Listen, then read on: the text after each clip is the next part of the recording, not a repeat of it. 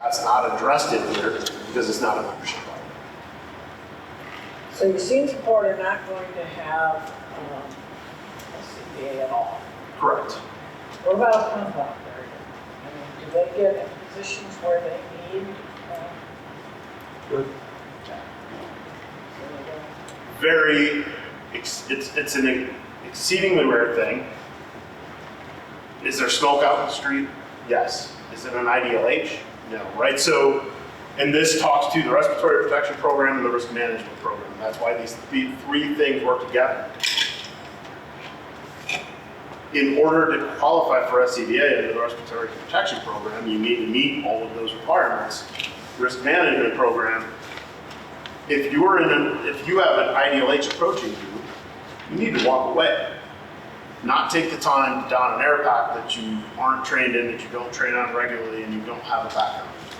It's the pumps now, and if it got to that point, right? So we're talking about, again, something exceedingly rare. Do you get a little bit of smoke in the street? Sure. Is that an IDLH? Absolutely not. That's a little bit of smoke in the street. If you had Rochester's fire the other day, our driver almost won't be there. Okay. And if that happens, it's getting on the radio, hey, the street is not tenable anymore, right? And now that goes to the incident commander and back to the risk management plan for how they're gonna manage that incident.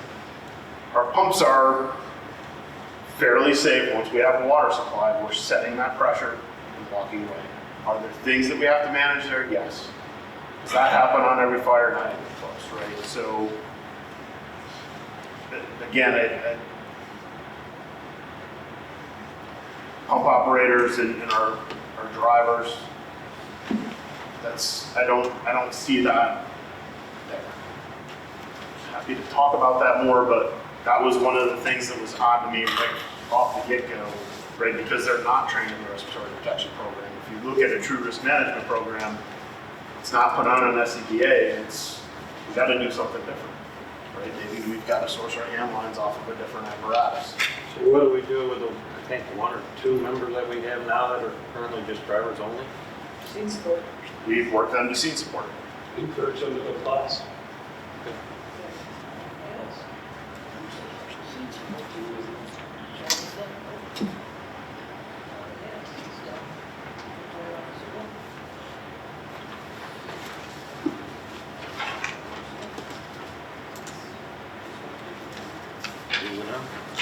The only other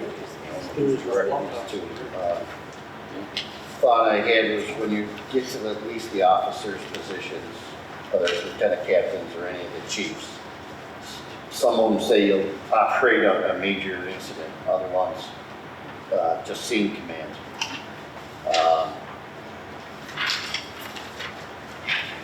I'm worried that unless that's direct wording from someplace else, all of them should be able to command any scene. You know, but some of them you don't even, well, you're just level chief, you don't have to direct fires.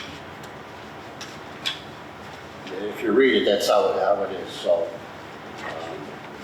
So, right, I think the first time we see that is really at the captain, right, where that's the mid-level supervisor. So, right, our lieutenants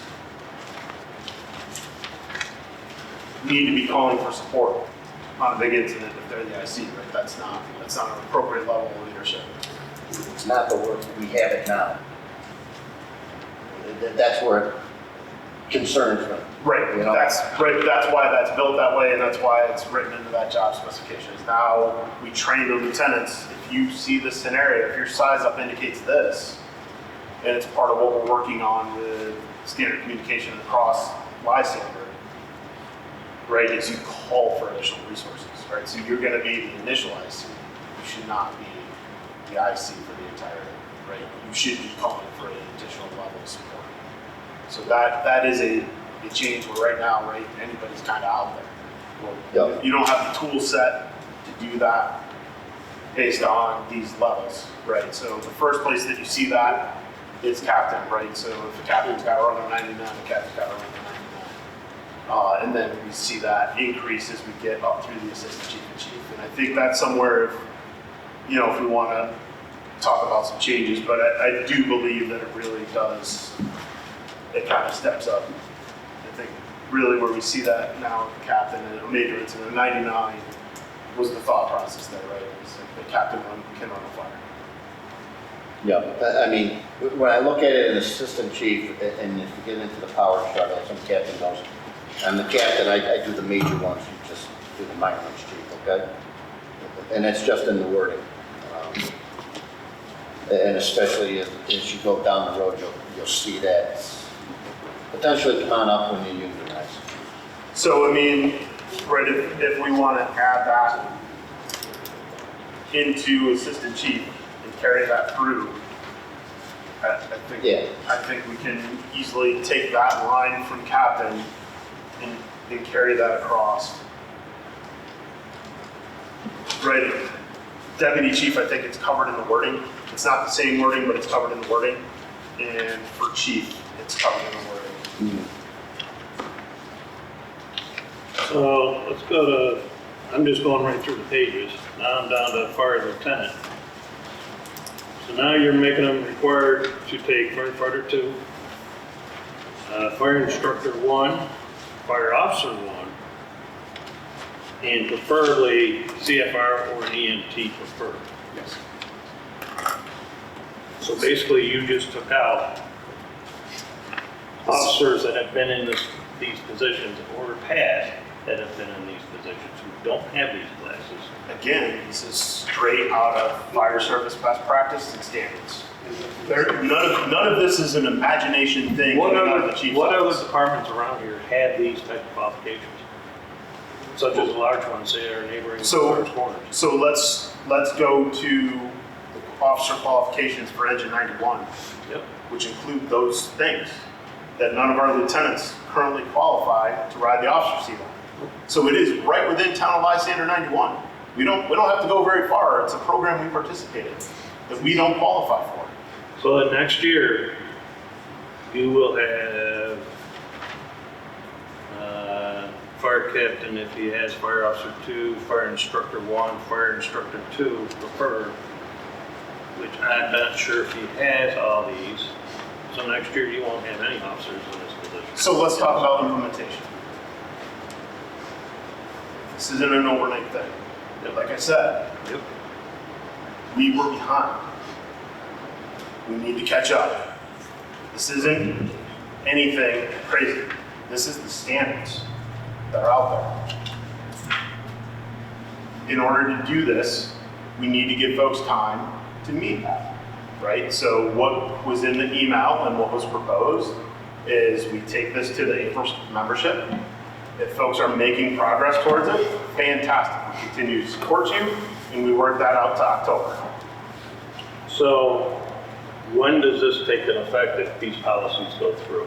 So vote on it tonight, it'll take effect, but we do it with the understanding and the caveat that we implement this So then it has up to the April membership review.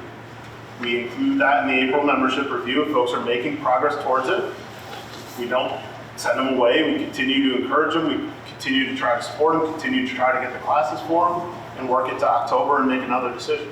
So as of December, when the department runs their elections, this goes in effect. We don't have to run elections because we don't have anybody qualified to run for lieutenant or captain.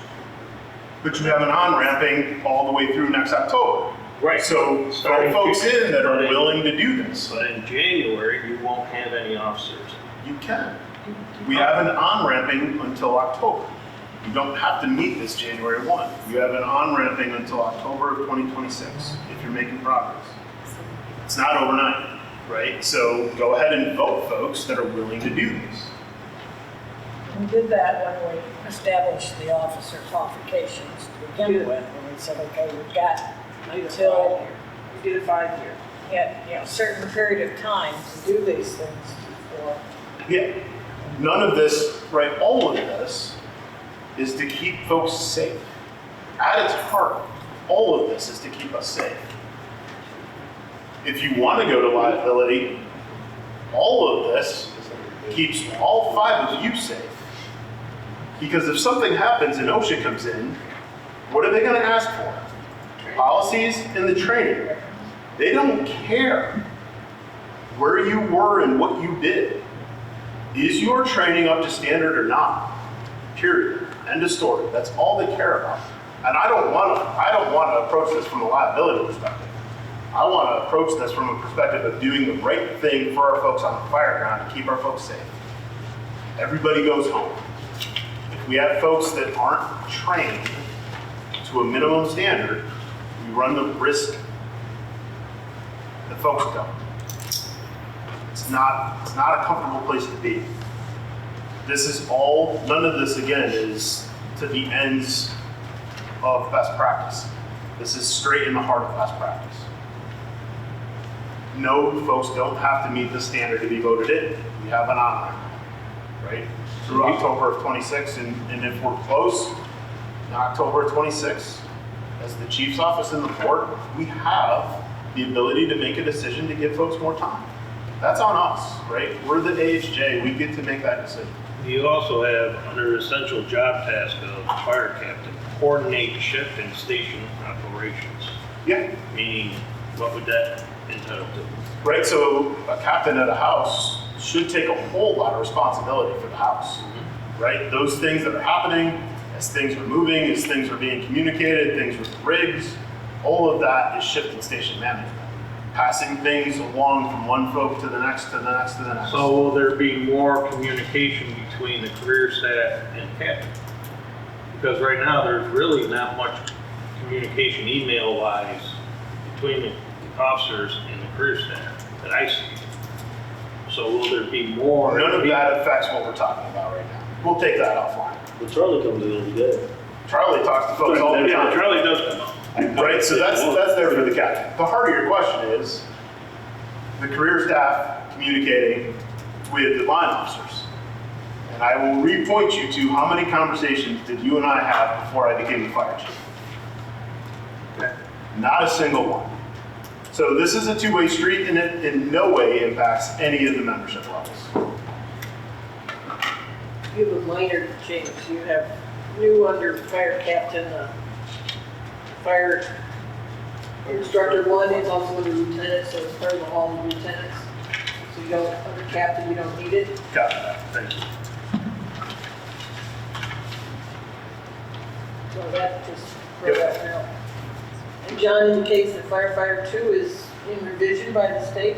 So there's some classes that are coming out right now that just are still training the instructors and still coming with IAs.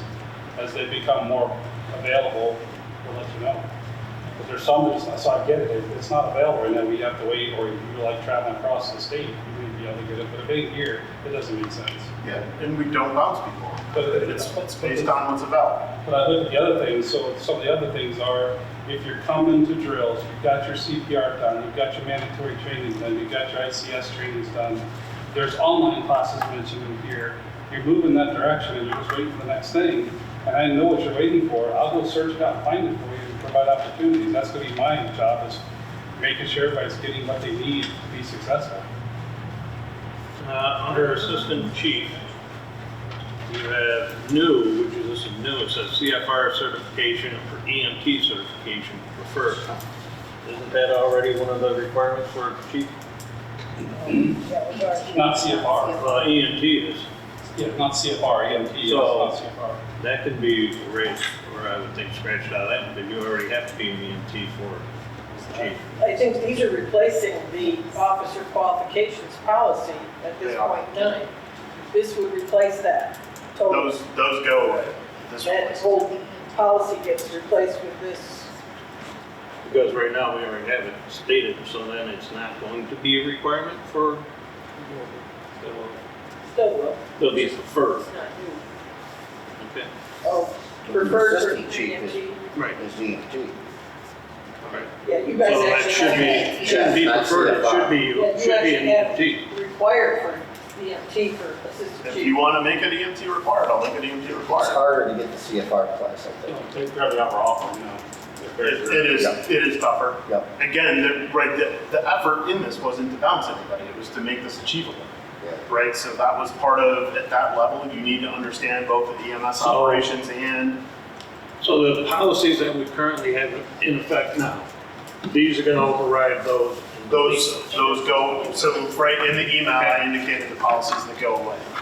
Right, those are revoked. Okay, and with this, if this goes into effect, then I know what I'm training everybody to, and the training levels will be towards this type of thing, documenting things like you asked for. So in the meantime, we're showing documentation, we're showing proficiencies, we're showing checks, we're getting everybody there. And we all know where we're going when we do this. If I can just walk back to Assistant Chief, do we want EMT period, or do we want it CFR with an EMT preferred? EMT will make it easier for you all around, plus whoever tracks the certification and all the training for the medical people. Okay. Because then everybody's on the same level, So you want to require, as it is now, okay, require EMT.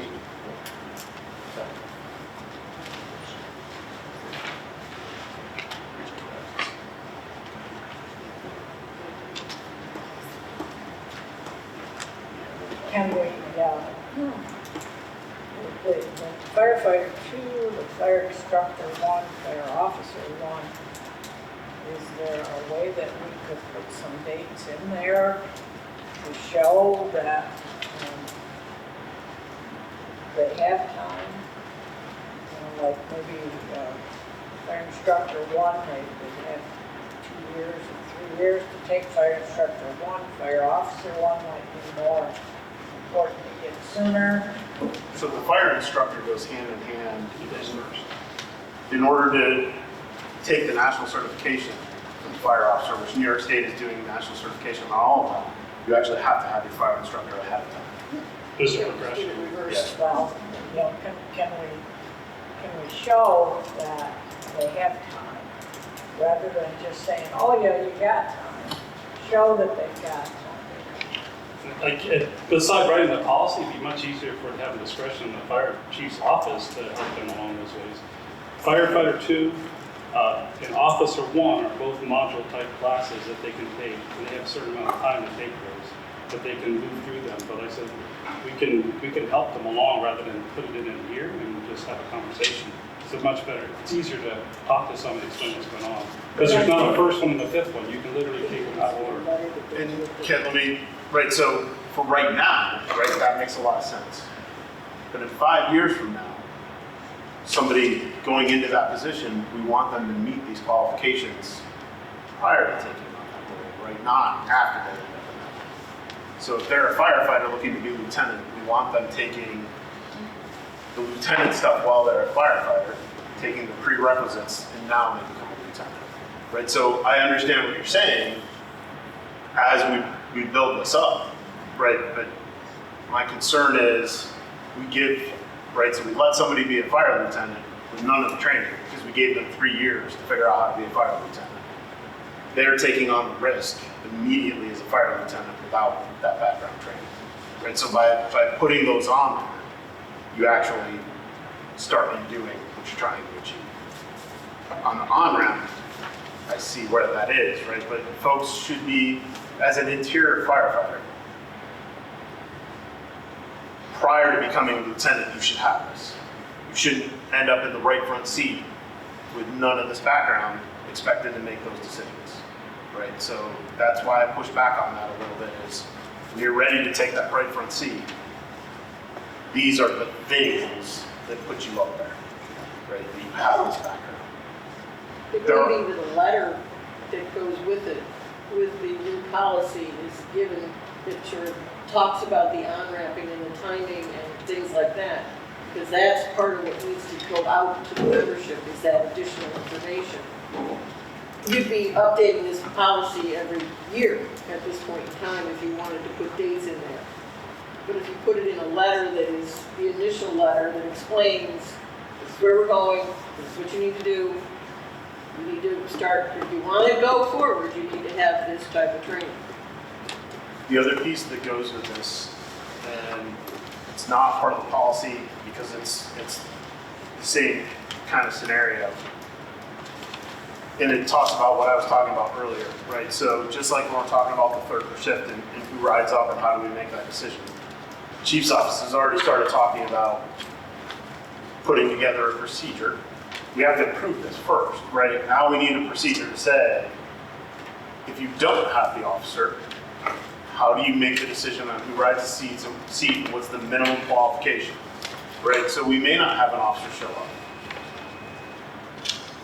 We already have a solid idea, and that would have to come back in front of the commissioners, right? But like I said earlier, there is risk in rolling a piece of apparatus that doesn't have the proper staffing, right? So that now becomes something that we put in our response decision guide, right? That if you don't have a lieutenant, you need to have folks that meet these requirements at a minimum to roll that apparatus, right? So just like an on-ramp thing, there is also this middle level. That middle level cannot though be, well, I don't meet the requirements for lieutenant, so I'm just gonna forget about it and I'm just gonna ride the right front all the time anyway. Right, there has to be progression, there has to be some minimum training, there has to be a bunch of things. So there are things, to your comment about timeline, we're not trying to bounce everybody, but now that becomes a function of the chief's office setting up that procedure, bringing that to the commissioners and saying, hey, this is how we're gonna manage that. But you already incur risk. Every time you roll non-EMTs to an EMS call, you're putting them and the district at risk, every single time. And that happens. If you roll a bunch of folks that aren't qualified to do a structure fire to a structure fire, you're taking on risk. You're putting them at risk and you're putting the district at risk. Right? So that's where this is coming from. There's two things in here. There's an on-ramping, and then there's modifications to the response decision guide based off of this respiratory protection and risk management that incorporates how we make those decisions for when we can and when we can't roll. So, part of that conversation that you were just saying is if I have a full crew down at stage 2 and we don't have an officer, then I know you guys are working on this, what you were saying. If you have a full crew and you don't have an officer, and Then you don't have a full then crew. you can't roll. That's Even though I not- got 4 interiors sitting in the back seat, but I don't have a person in charge. So then I'm putting the risk of the people that could be in that building. When I got 4 interior guys sitting in the truck, but I don't have an officer, I can't go to rescue those people possibly. Correct. I'd say it depends. Like, and I'm responding, then we have to see who's coming, and I have to change my whole strategy. Right, but that speaks back to what I just said, right? We need to decide what that is. But you're calling it a full crew. If we have folks that don't need any of this, they don't have the required training and background to make proper fireground decisions, to lead that crew to rescue the civilians. So you have created risk not only to your crew, you've created risk to the civilian. And what you do by rolling that apparatus is you're telling fire control, we're good, we're on the way. Instead of them starting the next most appropriate resource. So you're calling it a full crew, but it's not. You're basing that based on where we are now. And I'm telling you, we are deficient. We are deficient.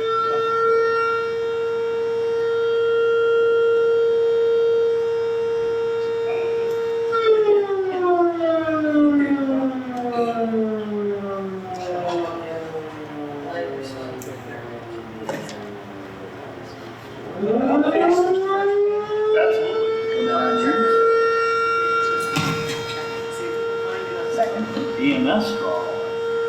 Sounds. Just this is minor, just to recap, all CFR removed. After we talked with the captain, there was a couple other spots. Didn't come Was it?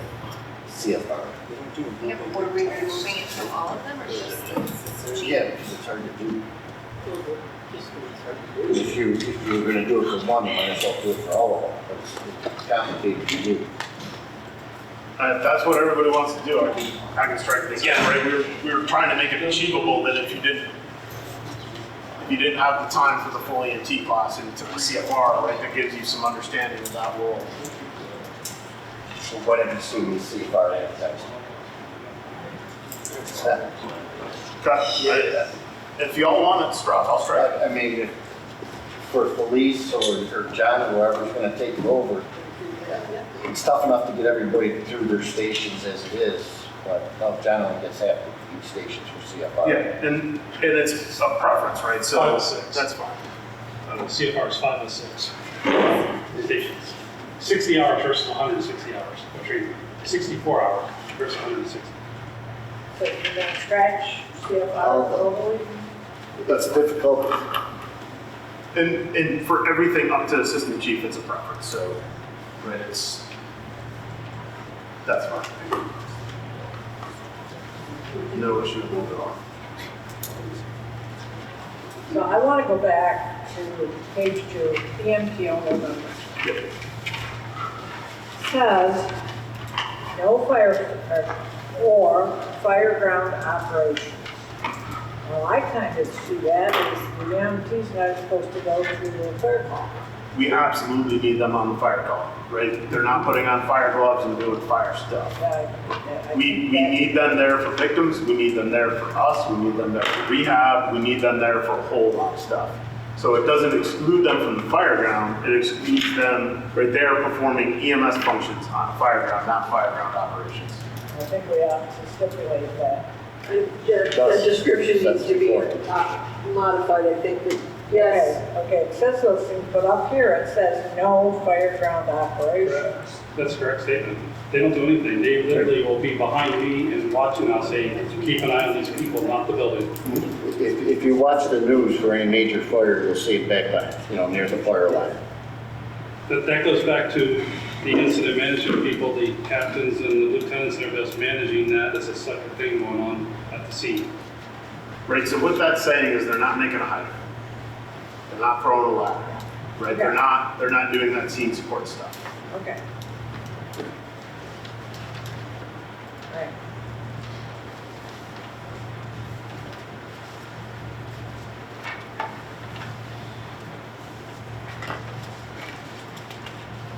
And the deputy chief doesn't need to be interior.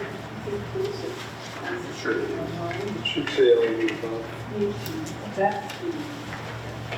And the chief, well,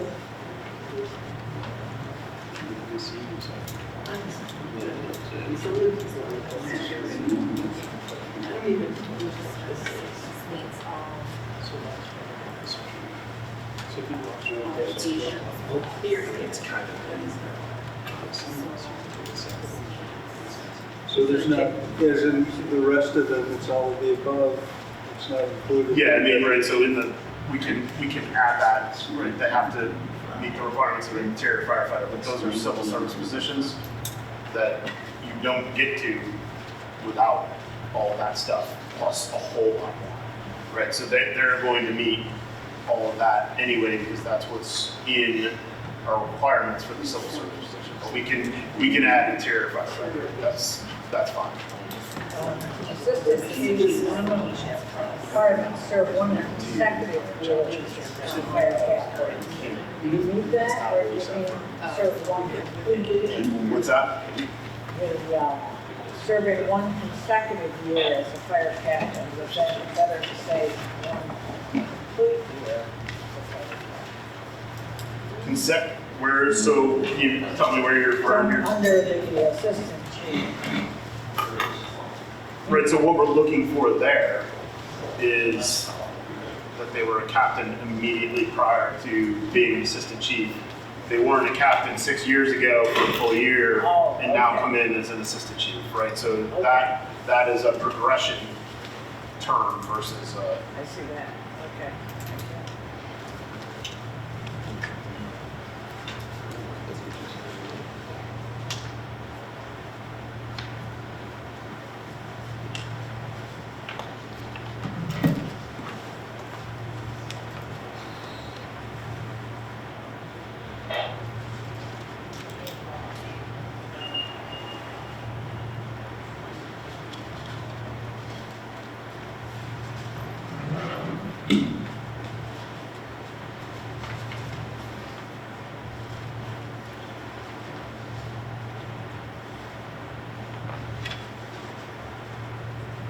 What's the WERE? Workplace Emergency Response Employers, ESO. Emergency Service Organization. looked it up. Where are you at, Ken? Proposed OSHA standard subparagraph H So- requires.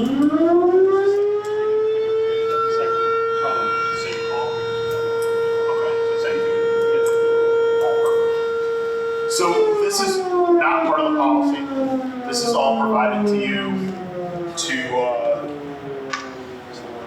to kind of show right where this stuff lives, why it lives. Some of this is, like I said, in current OSHA, it's all in NFPA. But it kind of helps spell out right the law. This is, and it's, if we have an incident here that goes sideways, these are the things that we're going to be held against, right? So it shows you the one for one where we built this from.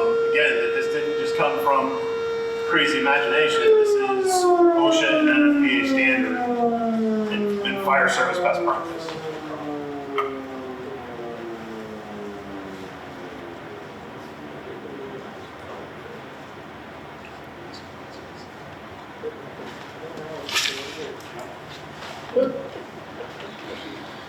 I love that.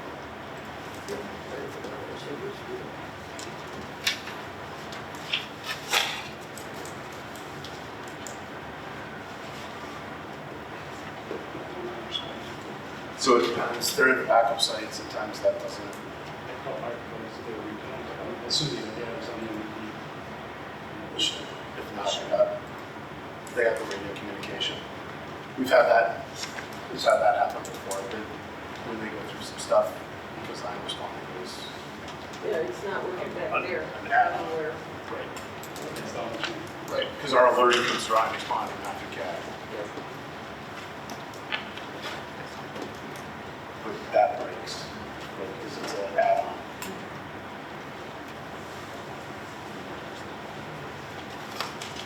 Yeah, that's a patch until we can get our order off the CAD. There's not a whole lot of order to do.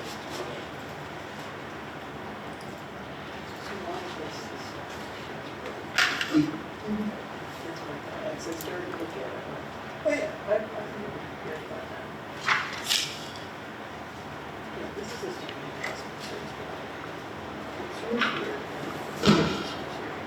So in the best case scenario, we would have 3 lieutenants here, okay, 3 lieutenants and a captain in Station 2. You're saying that minimum requirement to be a captain is that you have to serve 1 consecutive year as a fire lieutenant. Is that possible if we have all of those positions? Yeah, I think that matches what's current, yeah. Right, so again, it's the progression that we talked about before, right, is that you weren't a lieutenant previously and now go straight to captain, right? It's a progression of you go from a lieutenant to a captain. Right, but if you've got 3 lieutenants and there's 1 captain position, all 3 of them can go to the captain. I think within the department, right, They elect. but yeah, and So if they're both, but both lieutenants are qualified to be a captain, then they have, at their election, they run against each other, just like now.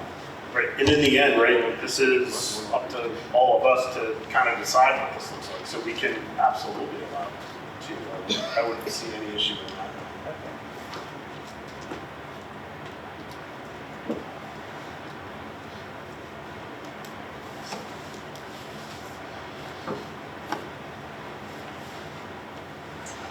There's a lot of them. There is a lot there.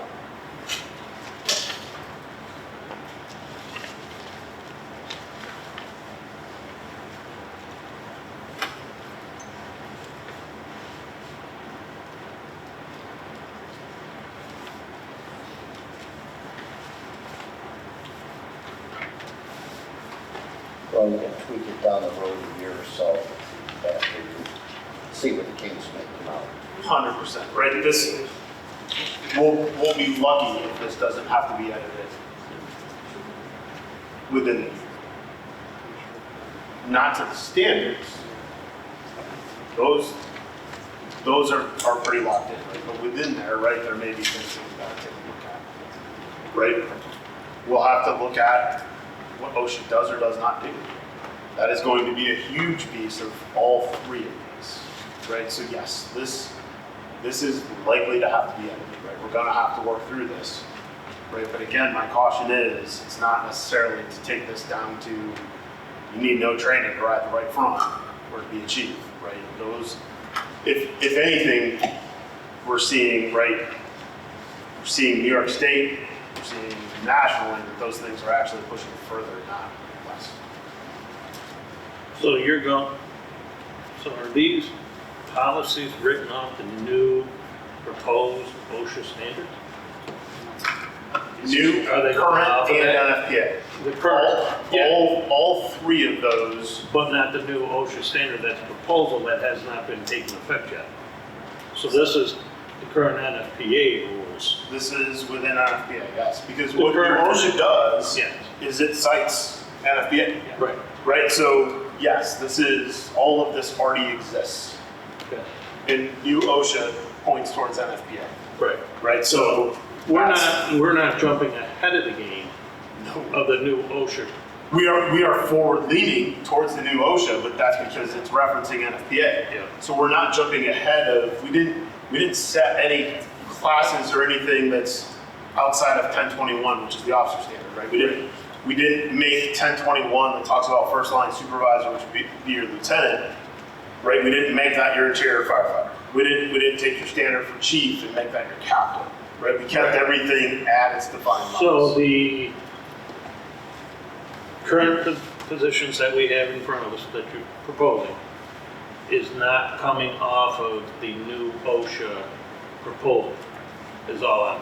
Yes and no, because it is coming off of NFPA, and new OSHA looks at NFPA. So we relied heavily on NFPA to build this because that's the consensus standard for the fire service. So NFPA And then has if a that, lot to do with this. and then if that new standard, for some reason, it's been in the works for a long time, does not go through, or it alters, then we alter these? So NFPA isn't changing, and I do not recommend we change it Right. because none of this is out of bounds. Okay. Right? All of this speaks to 1021. It speaks to year 1001, level 1, level 2. So again, all of this is built off of using NFPA as the base for building the policy. Right? If OSHA adds some other stuff, we'll have to look at it, but really what they're doing is looking at NFPA. Right? We're taking that same stance. There are job performance requirements for all of these levels. Right? And that's, as decision makers and as the responsible parties for the fire district, we need to use those where we are able to the best of our ability, to create our standards and our policies. Are we able to meet all of NFPA? No. Are we driving for that and striving for that? Absolutely. Right? Because God forbid I have to sit on the stand. God forbid you have to sit on the stand. This is what they're going to ask. Where was this policy built from? Where did you get this from? Do you meet NFPA 1021? Do you meet NFPA 1001? Do you meet NFPA 1500? We're doing it for our SCBA. We're looking at our turnout gear to make sure it meets, right? So we are using NFPA 1720 as part of our future plan, right? So we are using it as a guide. We are being guided by it, right? We're not saying that we meet all of it. We are being guided by NFPA and everything that we do because it's the consensus standard. Are we able to achieve all of it? No, especially right off the bat, right? That's why we're talking about a non-revenue period. I'm happy to defend that we set a standard and we are building people to that standard over the next year, right? A little bit more than a year. So this is a bare minimum standard that we need to come up to start. I think that's a fair way to say that. I don't think we exceeded those standards anywhere near.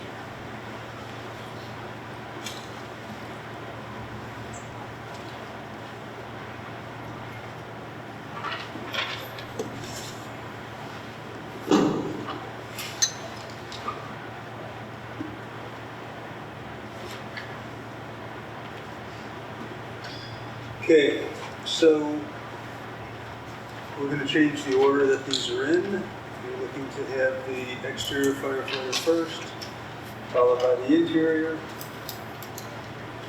Changes that were made in there already.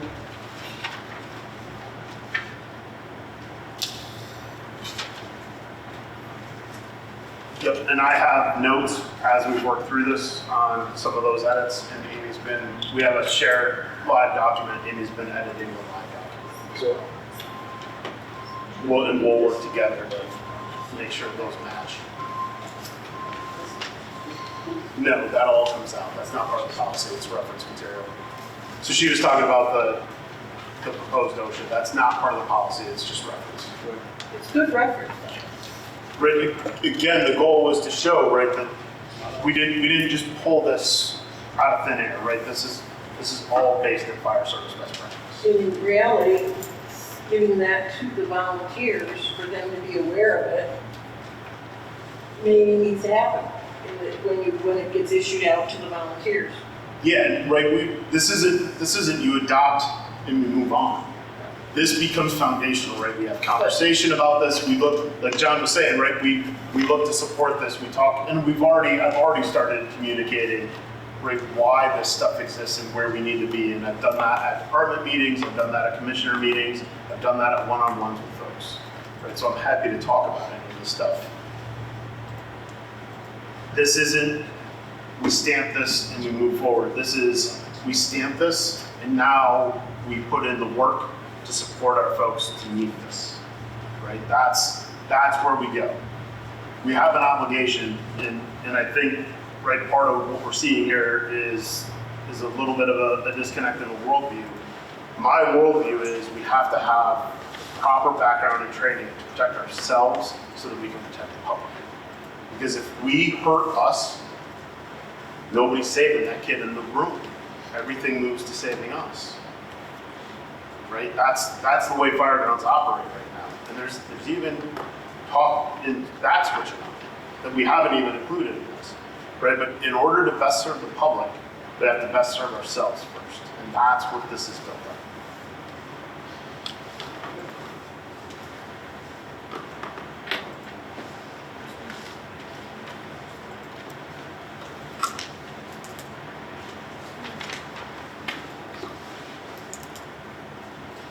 So do you want a motion on this tonight, or a motion when it's rewritten? If the board is comfortable making a motion on it with the edits as discussed, and what I will do is prior to release on Power EMS, we'll get it back to you all to make sure that the edits are what you spoke of, right? But I would love to have a motion tonight so we can move forward and really start implementing, start the training, and start discussing with everybody what this is and how we're going to help folks achieve it.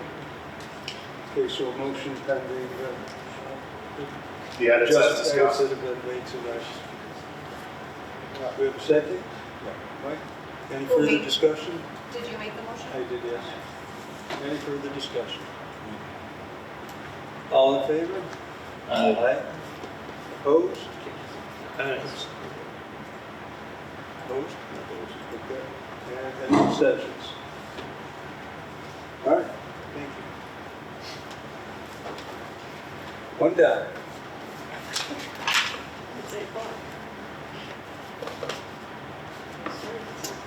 Respiratory protection program.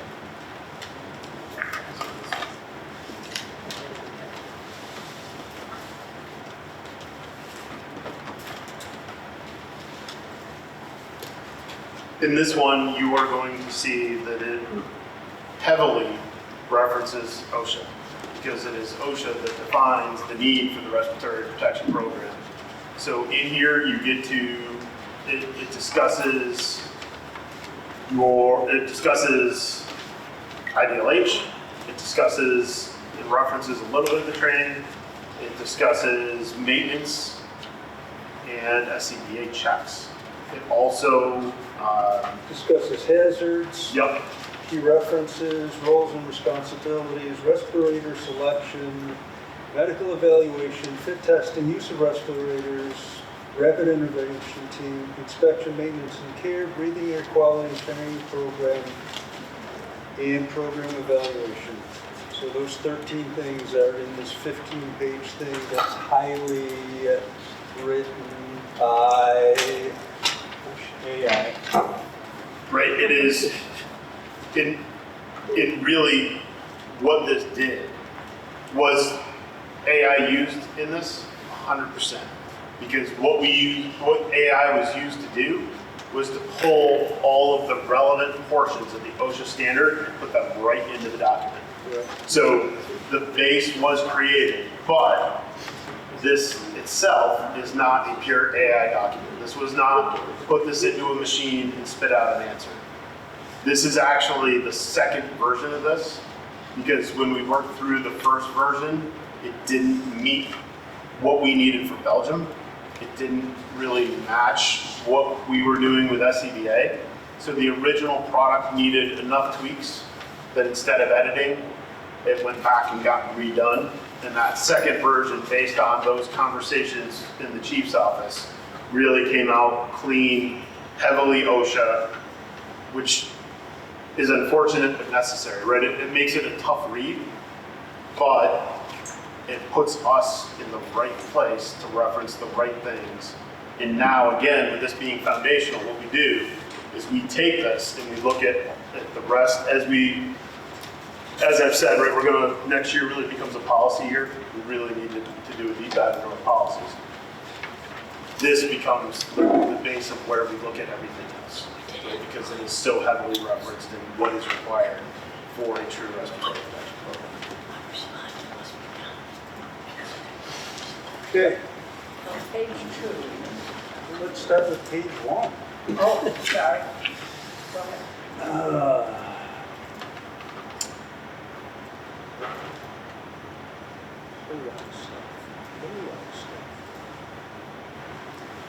A lot of the wording, just going through the wording of it, the way that it's written.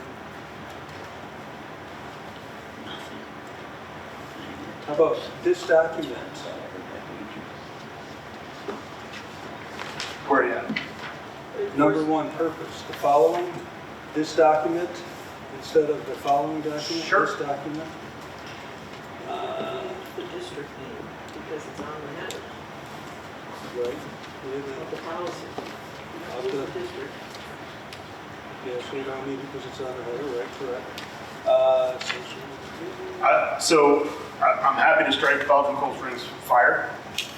I would recommend we leave district, since we have a district and a department, and that we're clear that this is a district. Okay.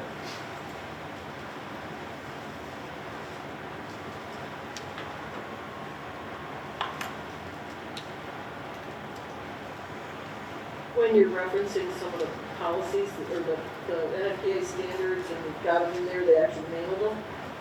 Italicize them because that's going to show it better, that that's the name of the actual standard instead of keeping it in its same generic font. Because it gets confusing when you have it that way. Right, if we're gonna italicize that, are we doing that for all of the OSHA references as well? We don't have a lot of it. For ease of identification.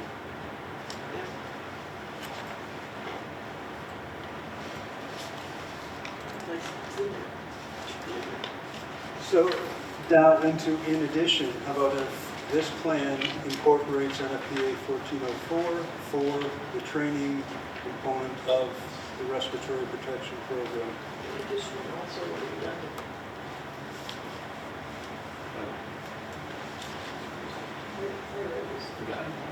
Charlie said it. So you're I got going to remove in addition, and you're going to start off with this plan, remove also, remove in accordance. What section? Yeah, Charlie, I'm not following. First paragraph. First paragraph, last sentence. In addition, so we're going to remove in addition. We're going to start with this plan incorporates NFPA 1404 for the training component of the respiratory protection program.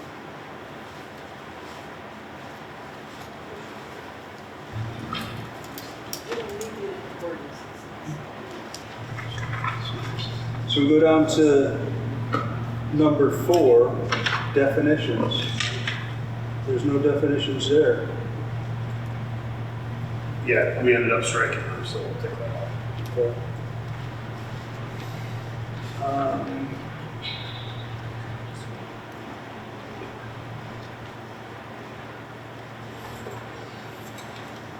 Roles and responsibilities. All expenses related to this program are paid by the fire district.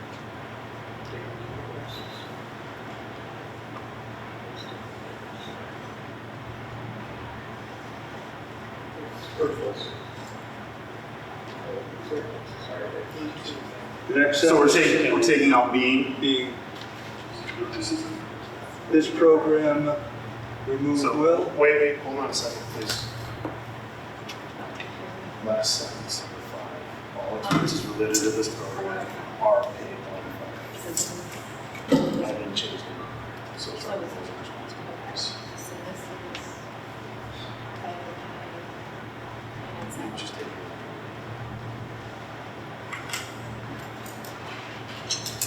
Okay.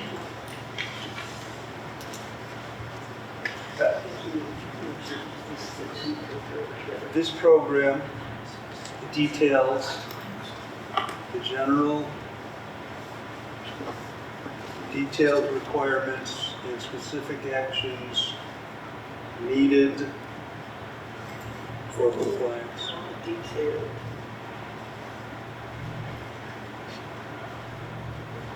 So it speaks How about- to general requirements and the detailed requirements and actions. Those are all 3 very distinct things. But you can put them in a line of the general, detailed requirements, general and detailed requirements, and specific actions. So take out as well as the. You get extra words in there, and you're repeating requirements multiple times, and I would repeat requirements multiple times. They speak to 3 very distinct things, and that's taken straight out of the OSHA standard. So I would leave those in there. I understand the wordsmithing, but I would much prefer leave requirements there. I'm happy with taking the as well as the, but I would leave requirements. whatever. What do you see is Teacher on page 2, what do you get? Page 2. I think medical evaluation for the fire district is implemented, coordinated, evaluated, and revised by the RPP administrator. Okay, that's separate. Then supervisors, the deputy chief, assistant chief, captains and lieutenants are responsible for ensuring the program is carried out, etc. What about the firefighter who is in the officer's seat, who is not a lieutenant or a captain? And with our paid personnel,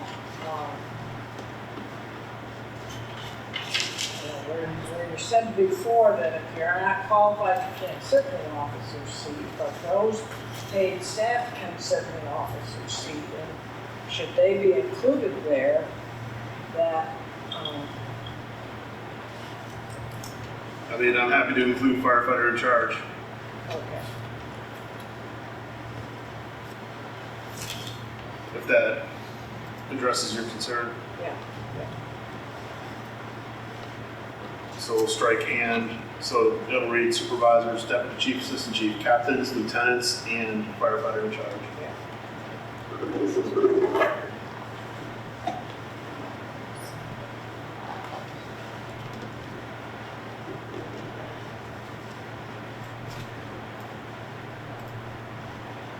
Again, I can take out Belgium Cold Springs in that next paragraph if you wanted the document to read, right, all fire district firefighters. Okay. it's, when I read through this, and I read it earlier this afternoon, Chief, I have to say, the first two paragraphs at the top of that page, are like out of order in relationship to something and they don't belong there, there's something missing, there's some stuff in here that's superfluous. And those two paragraphs are in a funny spot that don't, to me, go with the whole concept of roles and responsibilities. They're in the wrong place. There's something that's there. It's almost like roles and responsibilities needs to be broken out with subheadings. So, These are these people, these are these people, these are these. They're not, it's global, right, as indicated by the paragraph, and the reason that these are there is because, right, under the responsibilities, these uses do not fall under the responsibilities in here, right, so they are not covered by the program, and that's why they're addressed up there. It's out of order. When I read through it, it's out of order, it doesn't make sense. But You can change it completely right, if so you want, but it's out of order. everything following this talks about what's in the program. This excludes that from the program before you get into the program. That's why that's there. And maybe it's just the way it's written, it's just kicking me, and it doesn't. Well, it is because it is not an easy document. It is never going to be a clean, easy read document. I've never seen a respiratory protection program plan that is. Right. The key though is that the content is the proper content. Right. So do we need to train on it? Is there room to clean it? Sure. Is there going to be another version where we may switch some of that up? We may. But those two are there specifically because, right, they're not included in the program. Maybe they need to go at the very end instead, I don't know. At the end of that section, if you say these are not included, and put it at the end. That you got everything else that's in there, and then at the end, these are the things that are not included. And it's just the way it's organized, that made no sense in there.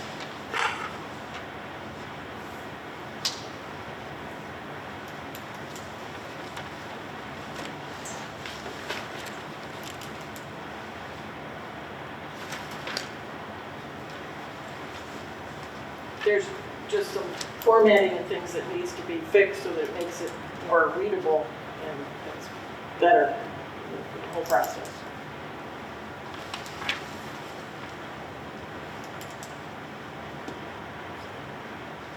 It's up to you. And just I add text. would prefer to leave those where they are for the time being. Okay, we're down to supervisors. Yep. To this end. Do we need to this end? Supervisors need to ensure that problems or potential problems are communicated. Done. Yeah.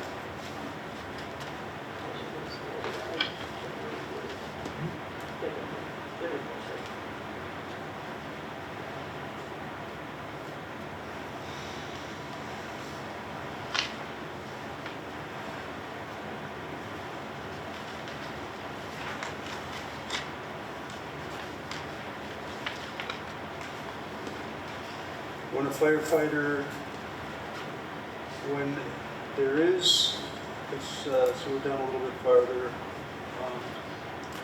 When a firefighter has a question regarding the respirator protection program, when there is a question regarding the respirator protection program,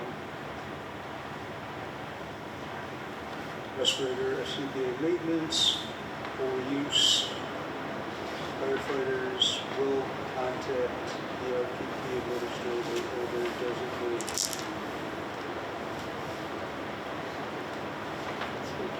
So we're taking out. Yep, so we're gonna put a period after use. We're gonna take out they and should. The sentence will start, firefighters will, it's a comma, excuse me. Firefighters will contact the RPP administrator or their designee.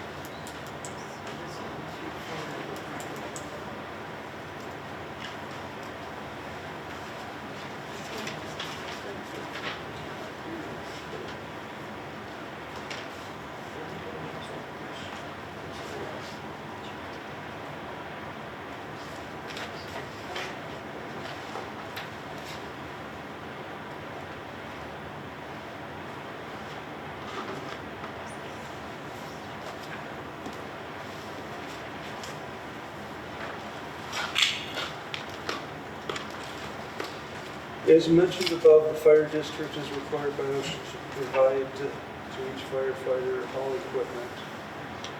Where is that about? It's on right at the beginning of roles and responsibilities on page 1.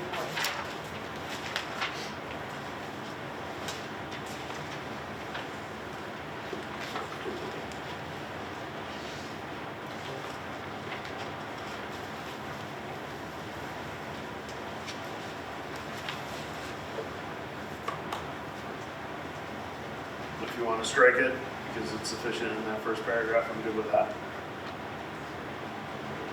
Cuts it down a little bit. The reason it's in there is because it's cited twice in the standard. It's cited in 2 different places, so it's in there twice with 2 different citations. So if we're going to strike that, then we need to include the citation after that first paragraph, not only of A2, but also of C4. Right, so these, again, this is taken direct from the standard. So all of these A1, A2, C1, C, whatever, they're from the OSHA 1910-134 or the NFPA 1550 or both. And you know, I asked that question because you've got multiple references of standards there that you've combined it in. And I'm not sure what the references mean at this point as a lacking. And I just questioned which standard.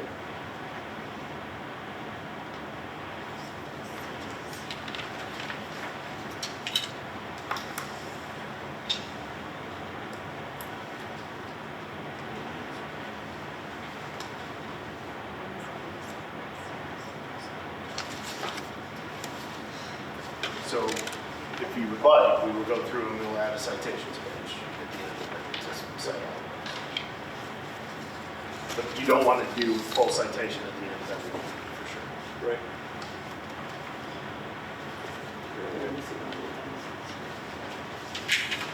Each incident scene is different and unique. All incidents pose a potential hazard. All incidents pose a hazard. That statement is, right, that is a definitive statement. Every time we go out the door, every incident poses a hazard. Potential.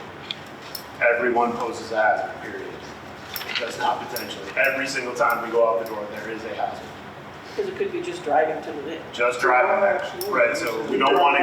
You run the potential risk of being hit by somebody driving into. Right, so there's always a hazard. That line specifically then talks to going to a risk management plan, right? So that's why that's not a question.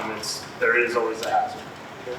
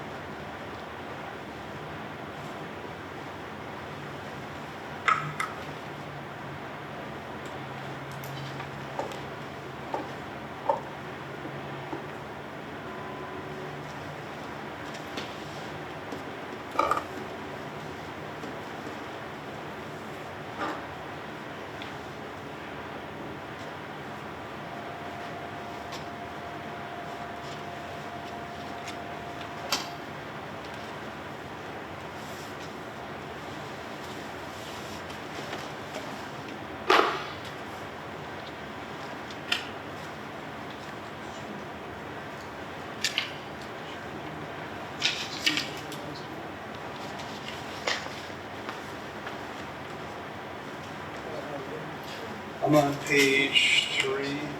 Medical evaluation, Yeah. a physician or other licensed healthcare professional. We do specify that it be our physician or our As designated. licensed healthcare professional. So our physician. The district physician or, almost things here like you can just go shopping for that. So physician or other licensed healthcare professional designated by the district, fire district, shall perform all medical evaluations.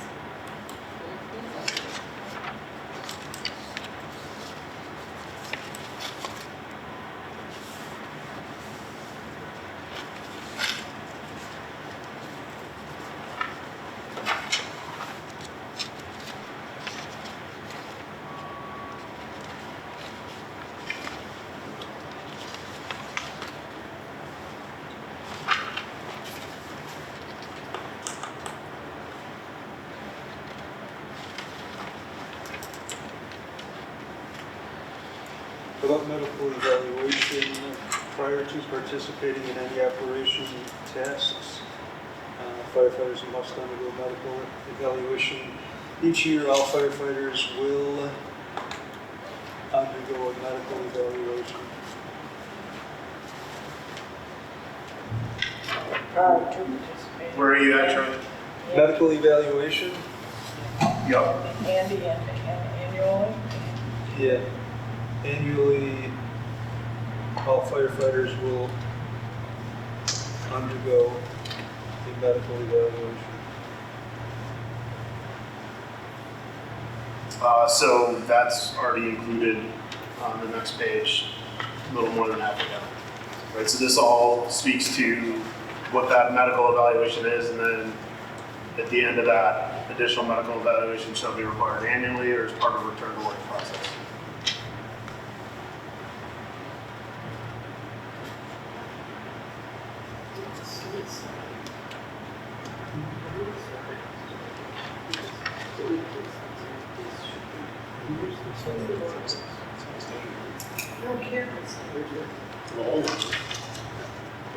Probably annually is not actually capitalized.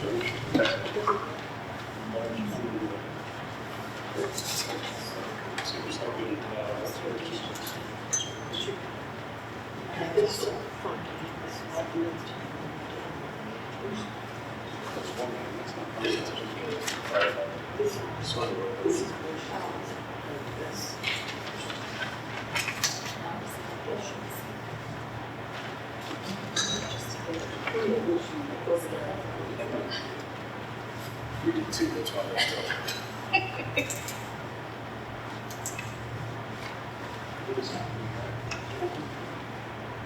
I understand. This is. There's some ways that you can do one paragraph instead of the two paragraphs. This is where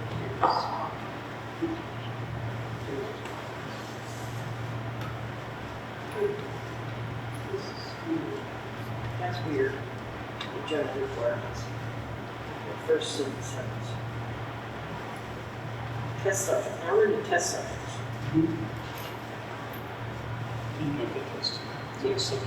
But it also talks about the fact that they actually have to show how to do it. That's part of the medical evaluation is for them to show how to do it. We're going to do medical evaluation on property manager test. Because this shows that the test subject has to show how to do all of this before they They have to have the done before they do the fit test. Yeah. Not to teach them before they're expecting them to get better. We don't call them test subjects, first of all. It doesn't, you have to adapt policies to your own environment. It's part of the goals of the body. We call it fully. Now, whatever it is, it needs to be adjusted because it's an appropriate goal. I see what you're talking about, how the test subject being tested shall be able to pick. It's cold. Well, by design. Straight out of the policy. I If you want to reword it, let's talk about what we reword it to, but we need to be careful in what we say because words have meaning, right? So The individual, Can we use souls? but if you do individual, you have to say the individual being tested. the individual. This is So There's not going to be a gender. On OSHA, I'm on OSHA's site, they call it employee-employer. So the employee must demonstrate they know how to put the mask The on. key is you apply a policy to an organization based on its organizational needs. You apply it and you adjust the wording to make it fit your environment, but yet contain the same information. So you don't, I mean, I'm aware of how policy is written. calling it a test written subject several. is cold and I- just, For the board, how would you like this to read? But you can't just say the individual, you have to then make it the individual being tested. Right, so we're taking the test subject and we're changing that to the individual. Being tested, you can't just Because say the being tested- individual. Because being tested is there, we're just changing the test subject to individual. the individual. So test subject is out, individual is in.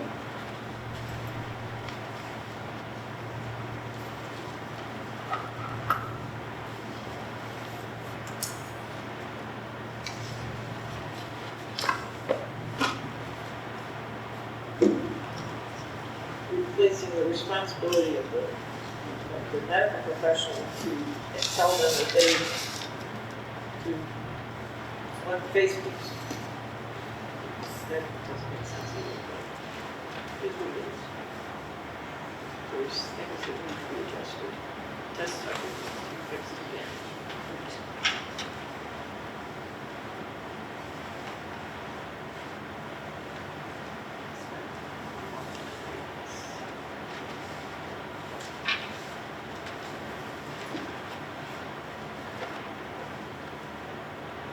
You want to use individual for the test subject? Yes. Yes.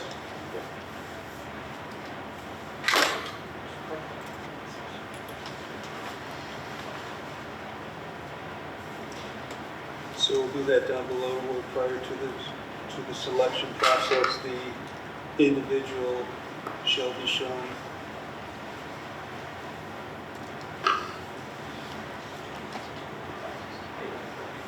How to put on the first piece.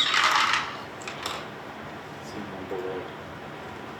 Midsection, same page, prior to the selection process.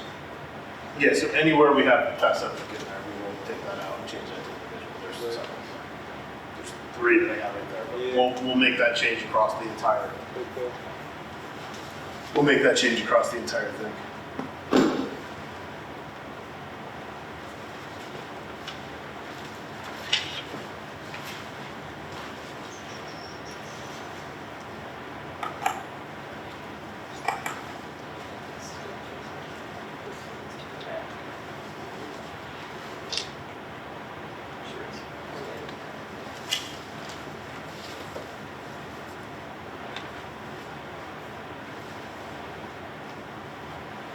And this is also written so that we have the opportunity to conduct our own fit testing in the future.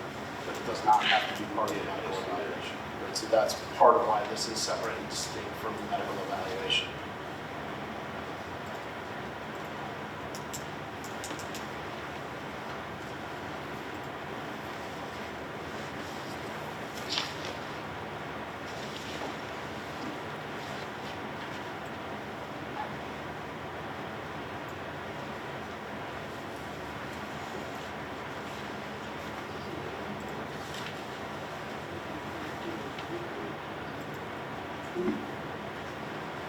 So we're still using, Individual.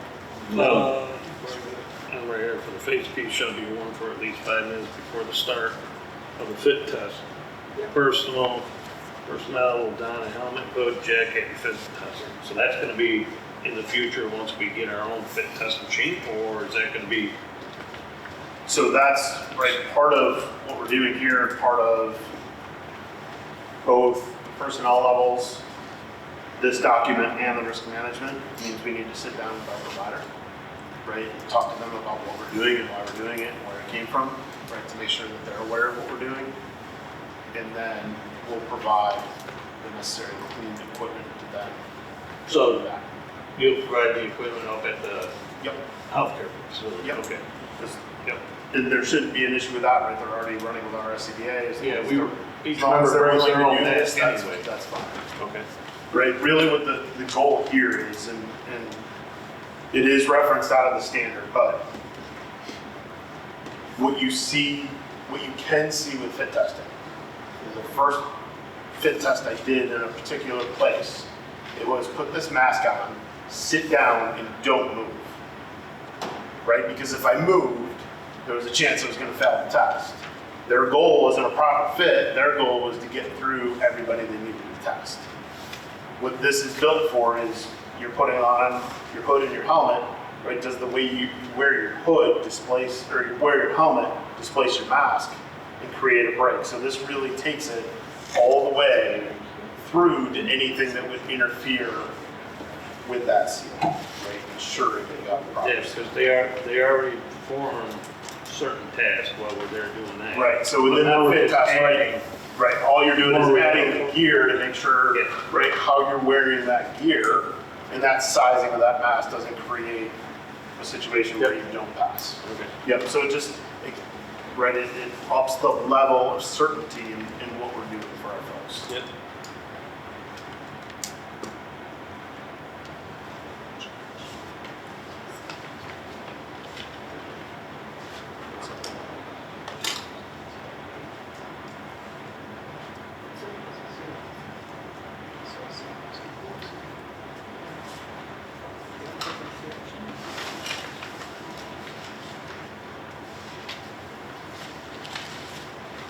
How often are firefighters supposed to do their inspection of their masks and things? And I ask that because I'm trying to find, other than on the second to last page, did I find that there's a weekly inspection record? And like I said, I read it earlier, but I may have missed something. And I see inspection, but I don't see how often. So that is referenced in inspection, maintenance, and care of respirators. Third paragraph, fourth paragraph, following each use at least monthly and as often as necessary to be maintained in sanitary and service condition, according with the fire district and SCBA procedures, right? So we publish that based on that paragraph. We tell folks how frequently they need to do So it. you've got a conflict then in your record keeping, that you're saying weekly inspection records shall be kept and maintained for 1 year. If you're only telling them on a monthly or as needed basis. So it's just a minor little thing, but there's where you're running into problems with the lawyers because you said weekly there. Yeah, that's why we're going through it, so I appreciate the catch. I need to find the other. Weekly for SCBA, monthly for my stuff. Correct. To the best of my knowledge, right? So that's where I need to look, is that referencing the SCBA or is it referencing the mask? And it's just, I don't know what it's referencing. Because there's, Yeah, so it's on the bottom here. The SCBA's are weekly. there's a conflict that needs to be fixed. Those need to be highlighted better. Medical records are not kept by the fire department, kept by the fire district.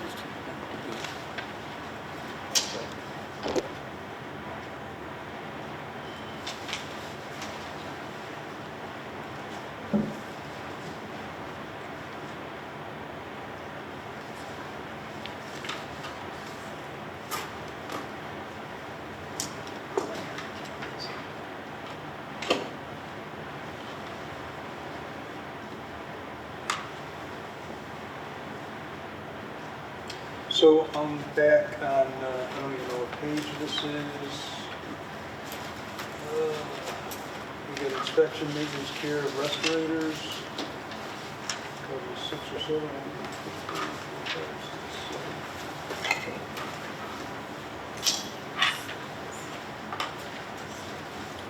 Yep. So, fire district shall provide firefighters with SCBA. You go down, the sentence just kind of ends. Firefighters shall ensure that the SCBA face pieces are cleaned, disinfected, and in serviceable condition in accordance with district and manufacturer's procedures that comply with.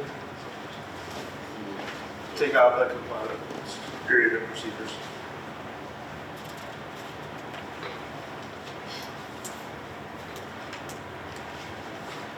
There's another funky one too, but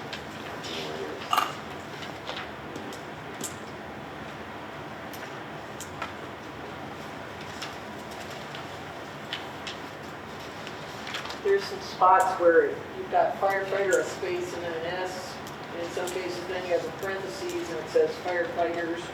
So that sort of needs to be looked at.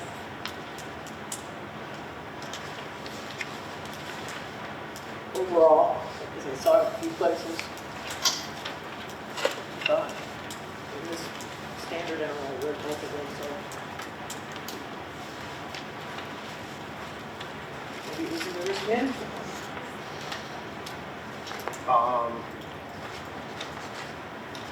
I don't want to jump too far ahead of y'all. I do have highlighted 30-minute duration on your third to last page. That's highlighted is that the new NFPA goes to 45 minutes. The struggle there is we currently run 30. We are moving to, very likely moving to a 45-minute model. So that 30-minute duration stands until we make the SCBA change, and then we will have to republish this with that change to 45 minutes. Right, so that'll be your first shot at making any significant edits. Is it needs to be 30 minutes for now, and then as we evaluate the purchase and likely go to 5.5s that are a 45-minute bottle, we'll have to release this with the 45-minute duration on it, because that's what the new NFPA standard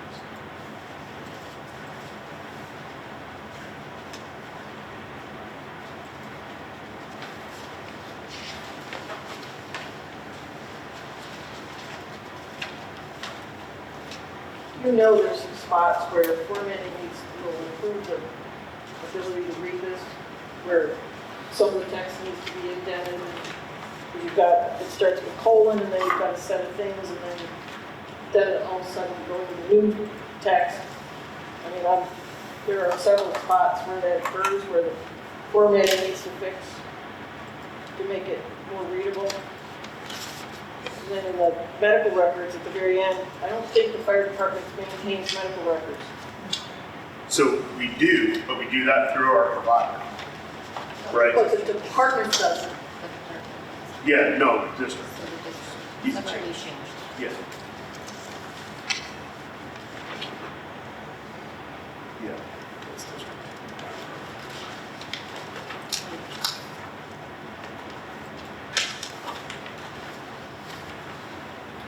For the inspection records, just take out weekly. There's a number of inspection records, and those are going to be dictated in part by the manufacturer.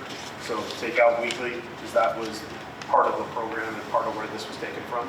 Because none of this is, again, right, taken out of thin air. So this is a culmination of multiple policies that help build this. Weekly, let's just take that out and say the inspection records shall be kept and maintained for 1 year. That's on your second flag page. And that way, right, whatever they are, whatever Scott decides, and Scott can change that. They can come out with a bulletin that says all of a sudden you have to change an inspection because of a real world incident. So we'll just take weekly out of there and just make it full records, the inspection records. That leaves that open for us to do what we need to do where we need to do it.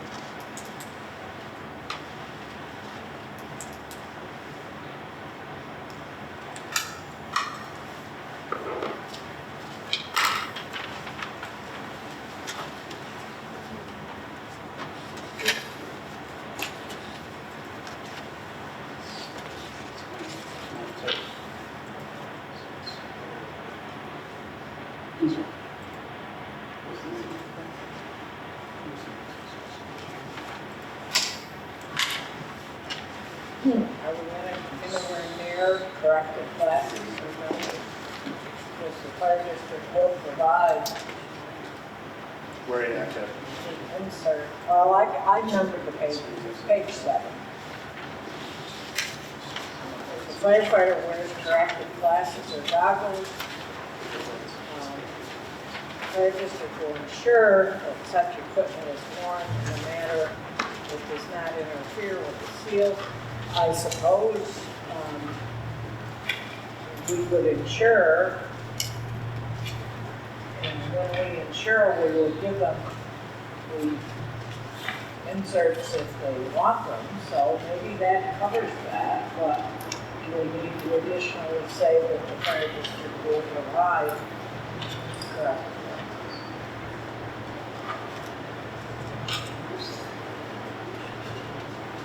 And then the policy.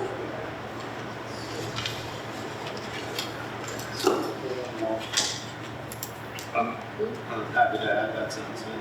What's that? The district will provide corrective lenses if required. Add that? If you want, we can add that in. I mean, I just guess it would be good to add it, but perhaps it is implied when we say that we will ensure that such equipment is worn in a manner that does not interfere with the seal.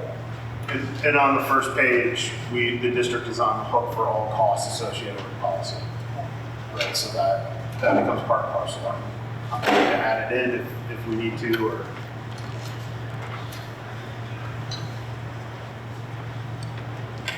That's up to y'all. I'm good either way. I suppose it should be put in there and then refer to the policy.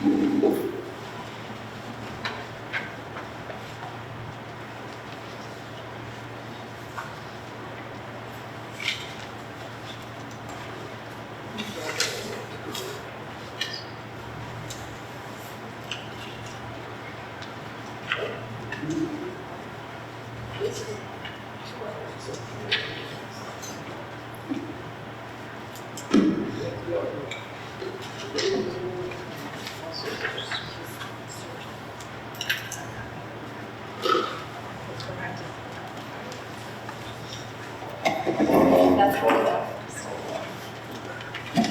Find a good place. I'm good with all the percentages.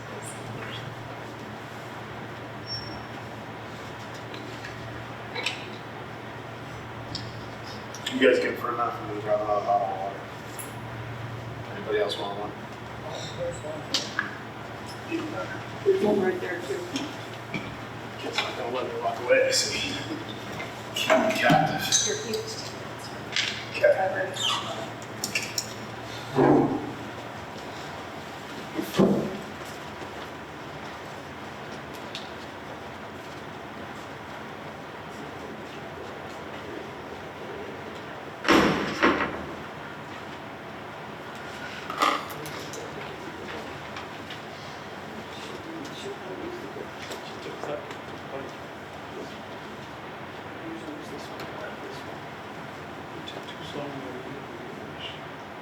Too slow.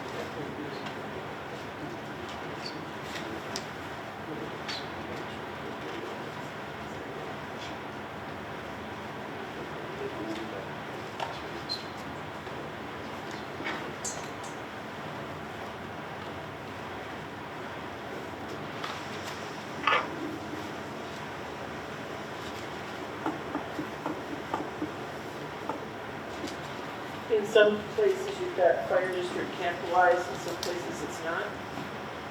We can, absolutely. I'm just, it's one of those things I circled on the version he's got. In some cases, there's missing fire districts apostrophe, like in your training program for respirator use. It says initial training, and at the end of the paragraph, it talks about fire districts training program. It's not the districts plural, it's the district, the program of the district, so it's apostrophe S. Where are you? The initial training, very end of that paragraph. Last 4 words. Okay, I don't know. I'm between 6 pages here, I need a little bit more definition. It says training program for respirator use. It's before, it's after breathing air quality and use. Thank you. Now, where are you specifically? Initial training, last, at the end of the paragraph. Fire districts, it's apostrophe S. The S is struck. Well, it just should be the, it could be the fire district's training program, it just has to be apostrophe S. It's just not, because it's their program, so it is of their program. Not on this document. On this version, there's no apostrophe in it. Unless it's a different section. Because 2 sentences above that, it is an apostrophe. That's the one I. Yeah, public, it's right. But Yeah, the last sentence, based on the fire district's training program, there's no apostrophe.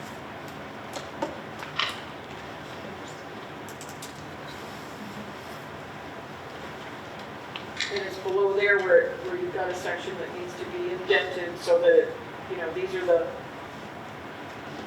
shall be included, and here are all the things in the next however many statements that all belong as a checklist or a bulleted list, so that it reads easier for people to read it and understand things, because the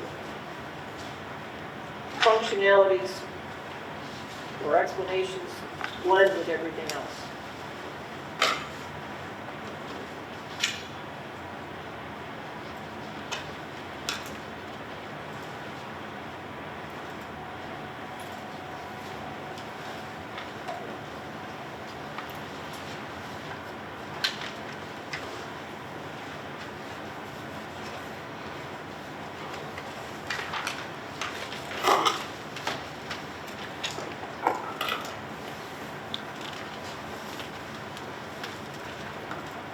On 14, next to the last page, record keeping.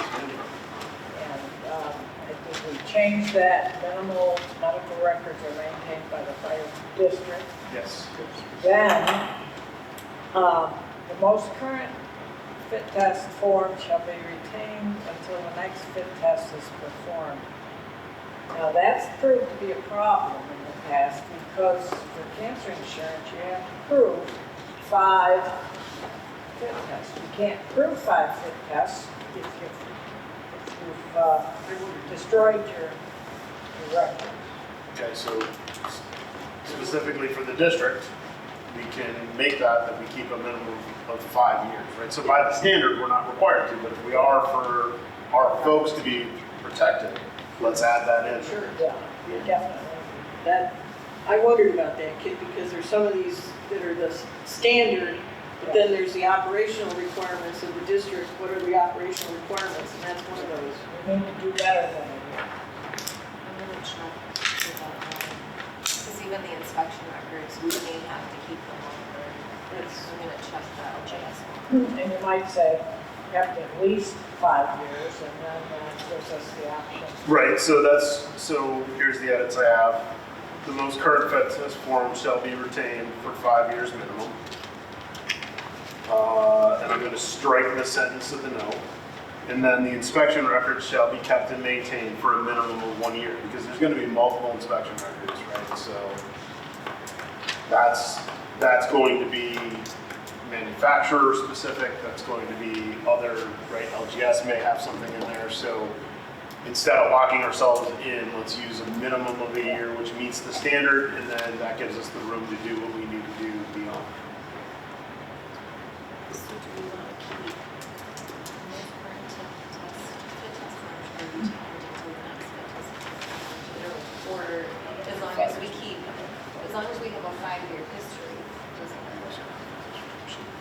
For 5 years. That caused a lot of people, a lot of indigestion when the cancer thing came out, because, you know, there was, like, a county kept their files for their fire department, their fire districts, or their fire department. And they destroyed it. They could, they did. They had to really work around. Right, They have to do an affidavit. and that's where you're balancing paper records versus electronic, right? Because if you were paper record, your storage, so that's why the standard addressed that, right? So with electronic records, we have the ability to keep way longer. None of this should put any, right? All of this is designed to take risk off of our folks, right? Tell us how to deal with this. So let's make sure that we're keeping what we need to keep our folks protected.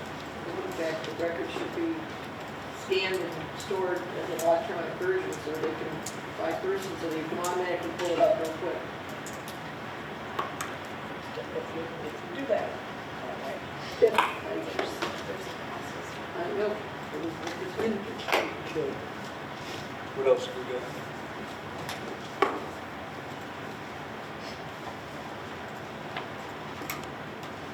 Got a lot of changing to do. Has that been done already on that? The vast majority of it is already done, and I've already discussed with Derek the citations page.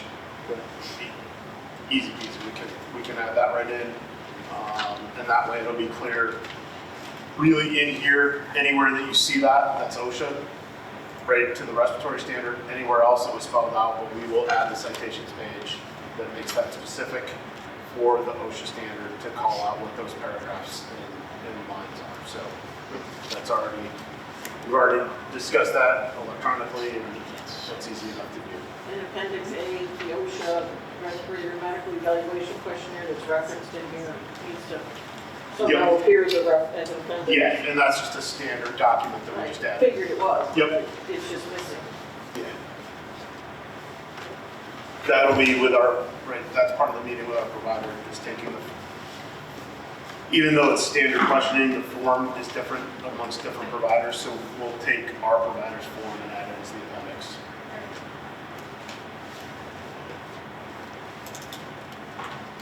Mark, you're in deep thought. Mark's just thinking about making a motion. Make the motion to, any other discussion first? Get your No, motion first. okay.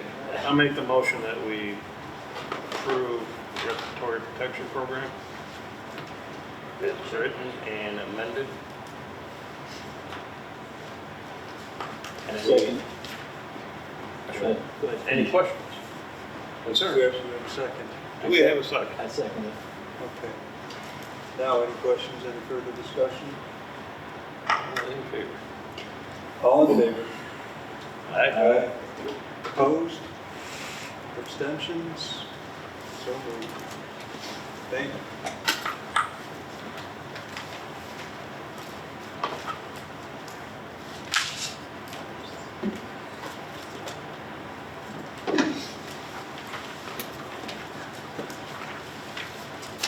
Risk management policy, and again, right, you can see within these three policies how they all kind of work together.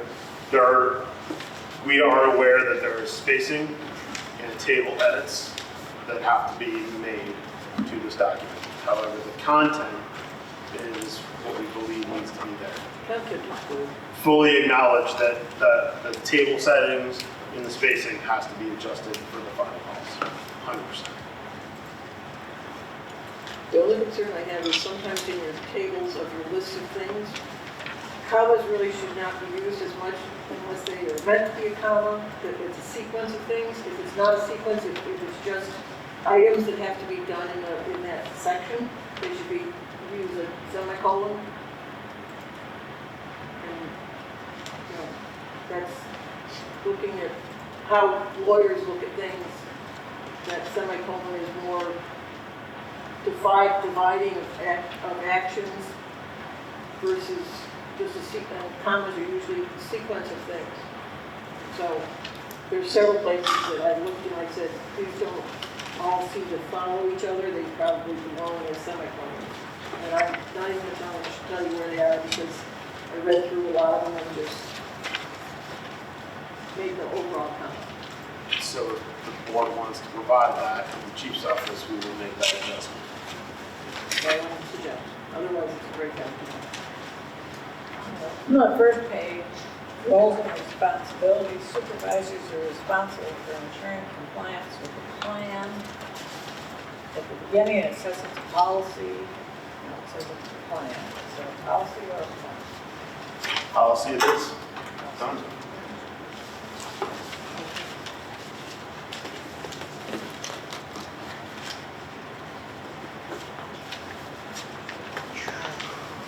Second page, mission dash past analysis.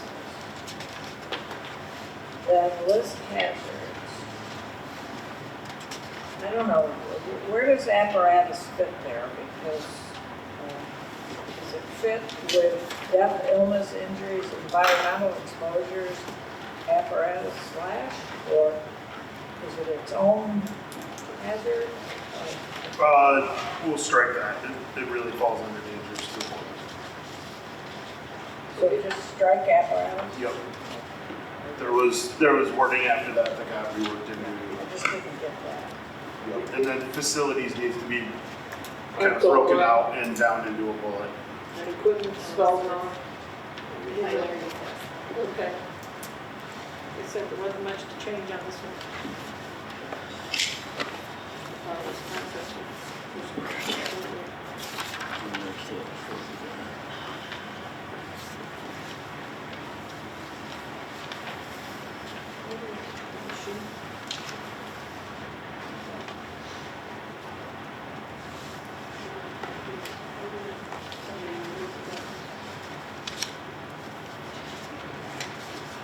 Okay, so it's not just me, because I understand what we're relationship with that vehicle inspection, under vehicle inspection. It's supposed to say deletion or there.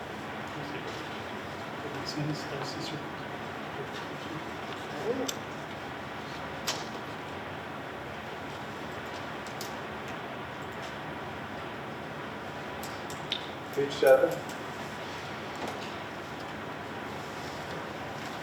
Vehicle inspection, license certified, Venetian. Yeah, that's, so the highlight there is actually strikeout. Okay.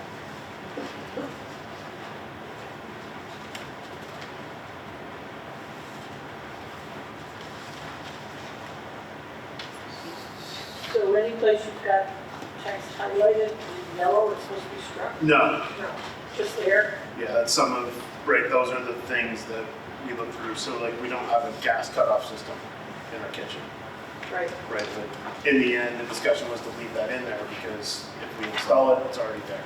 If it's not there, it doesn't matter. So what you have, similar to some of the other highlighting the other procedures, were some highlight that didn't get taken out prior to going over. And I just didn't make the change to the mission. I don't know, I don't remember what that was originally. Probably, it's a good policy. Inspections required is certified. And that's what it says. So to have, just really keep inspections.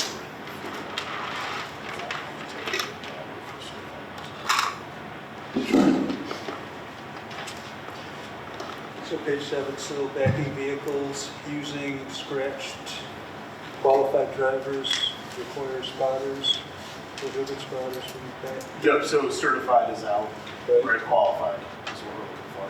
And we got used qualified drivers. Used qualified drivers. What do we Yes. need? Right, so the preference in your backing is if you have a crew and you have, right, 3 people riding in the back and one of them is also a driver, that should be the person doing the backing, right? They're familiar with the vehicle, they're familiar with backing operations.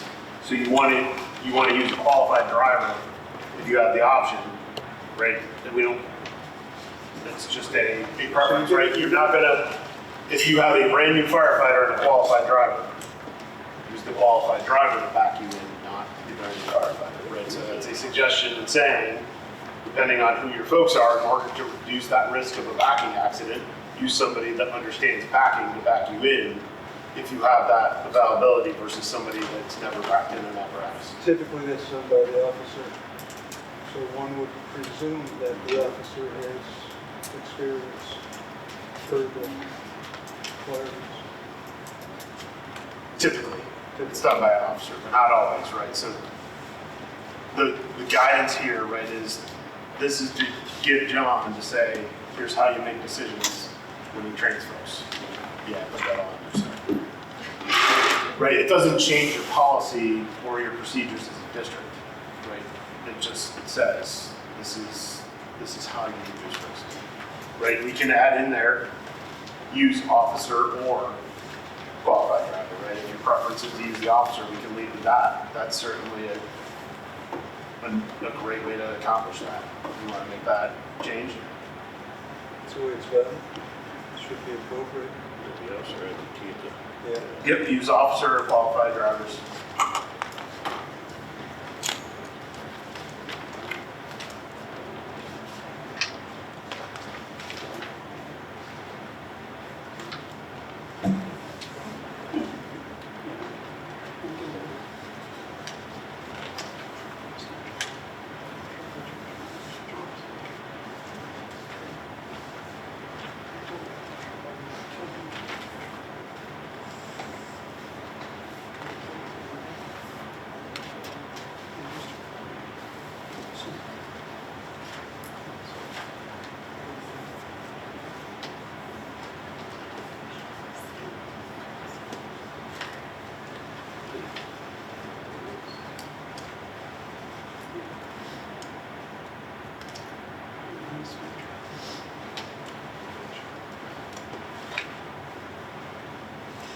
Page 9, only trained / certified drivers operate vehicles during emergencies.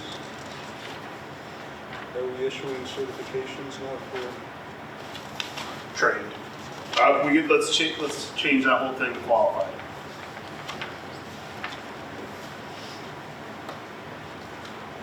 And again, right, we didn't create this from scratch.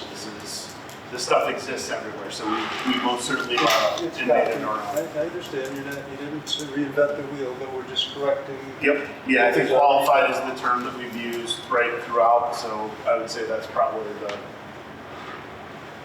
the right term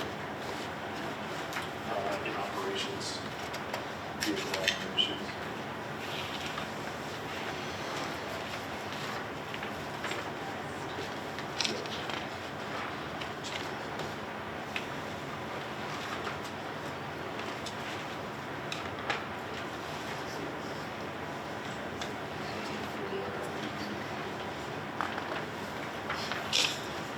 So under the emergency operations, I think it's the first one.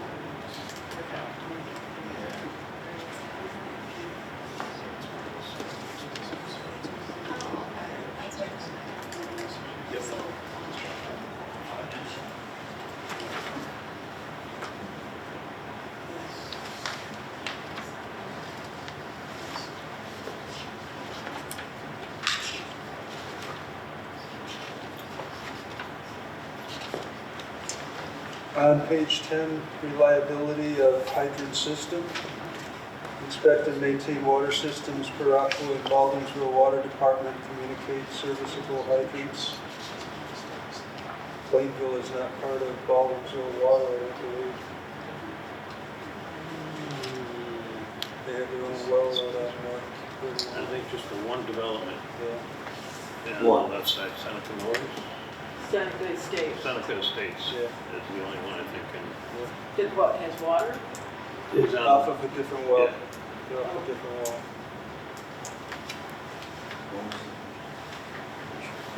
Per Aqua and neighboring departments. Yeah, 'cause it's all those.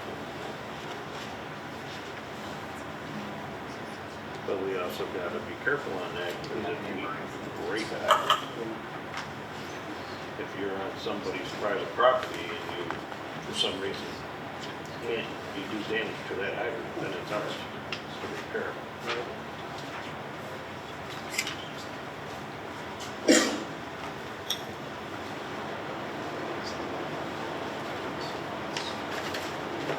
So should public hydrants, so It would be liability public. of public hydrants. Maintain public water, yeah. Because if we're going private, we damage it, then it's our bill. Reliability of hydrant system. So again, as Mark was saying, there's private hydrants out there. Something happens, we bought it. Right, so that doesn't, we're not doing any inspection or anything on that, right? So If we do, we don't. no, but I'm saying, as we go out and get that, the new community relations person, and we go out to a business and they ask us to test their water, their hydrant, Negative. okay? If it's a private hydrant, we don't touch it. That's on them to do. It's on them to maintain. That's on them to record. That is, Okay. if it's a private hydrant, Right. we are not doing that, right? So that we don't own it. Right, So if right. we do end up using a private hydrant, And it fails. they, that's on them. Okay, not on us, right? So we are not taking responsibility for Right, private right. hydrants because that's it. So do we change that to reliability of public hydrant system? Sure. Because you don't want to call the water department.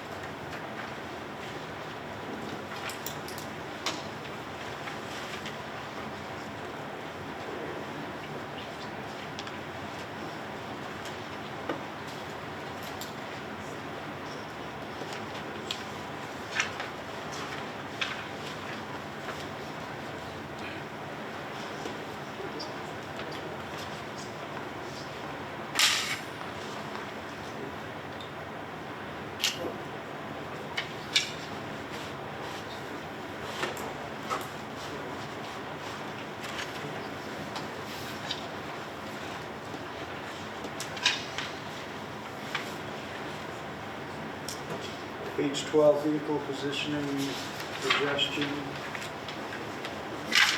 You've got trained certified drivers.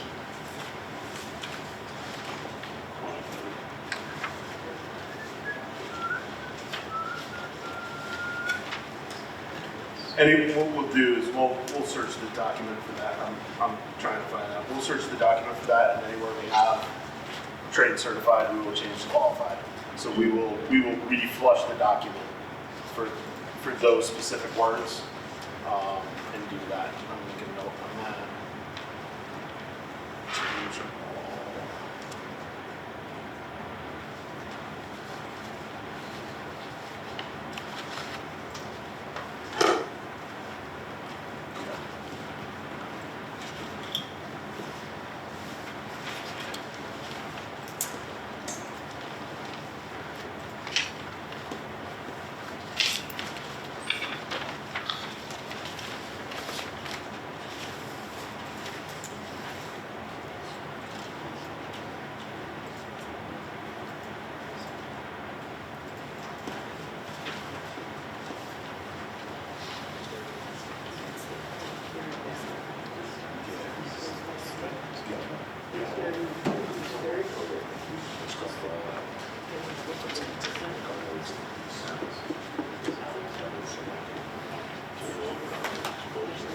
I'm looking at the same thing.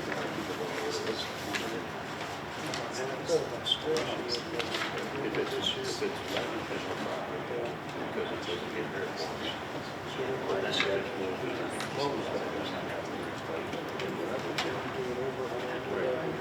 it's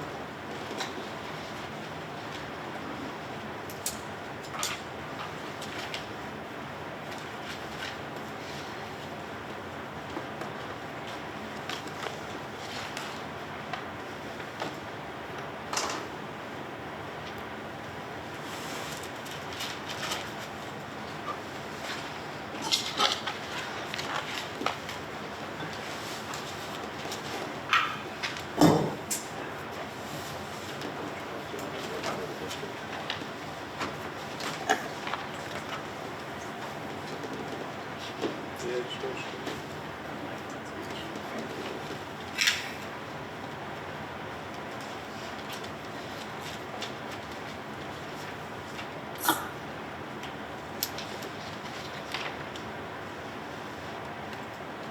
Page 14, exposures to bloodborne pathogens.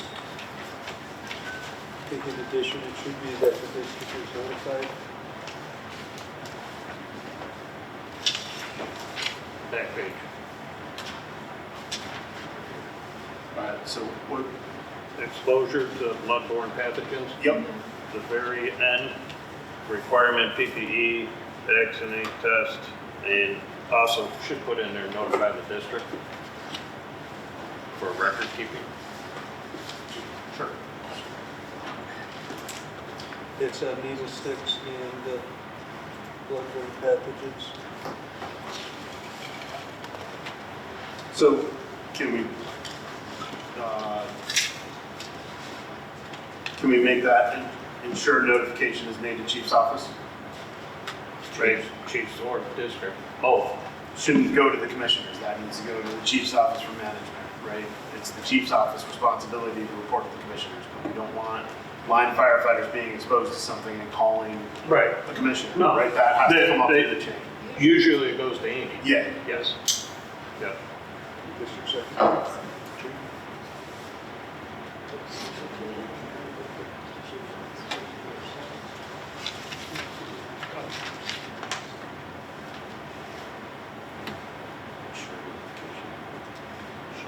chief's office.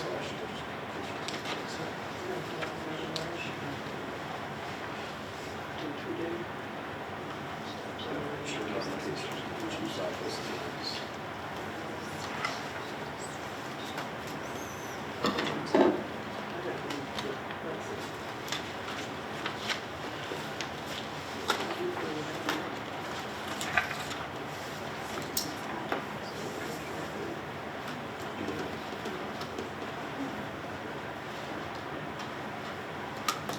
I spelled it wrong.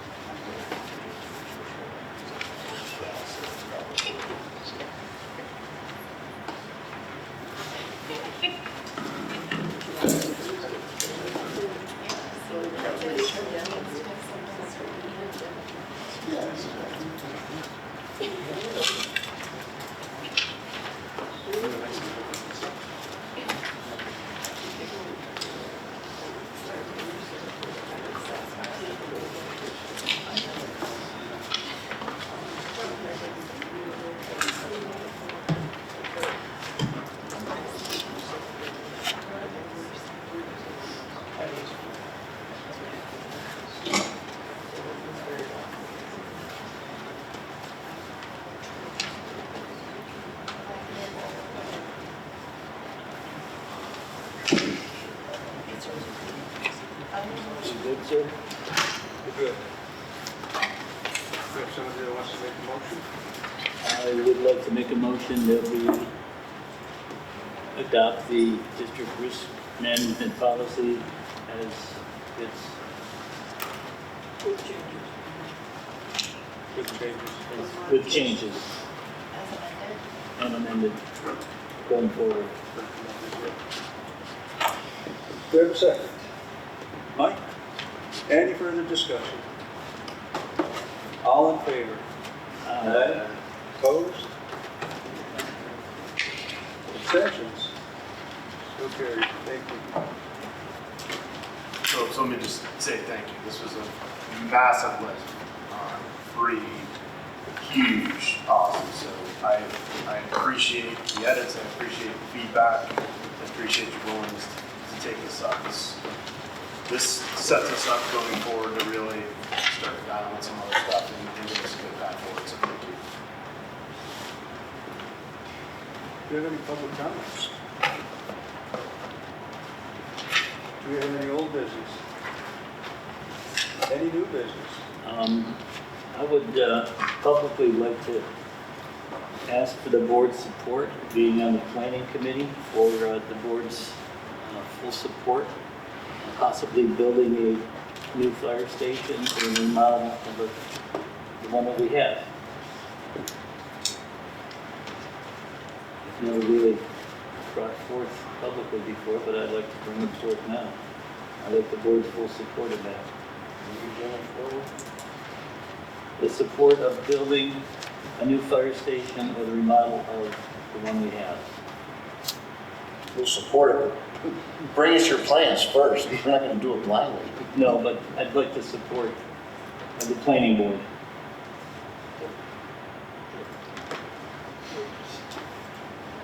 Well, in your long-term committee meetings, you've talked about consultants, stuff like that, so are you talking about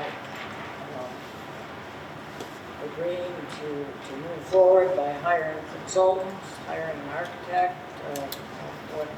Yes, I'm looking forward to the opportunity to hire consultants, architects, to help us with the phases of possibly building a new fire station or remodeling one that we have.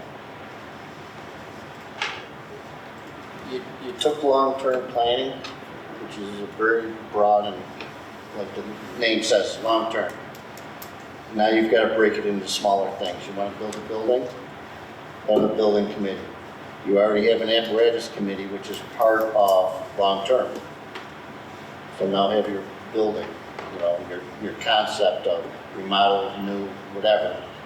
Have that, long-term you've done, and the long-term only meets a couple of times a year if need be.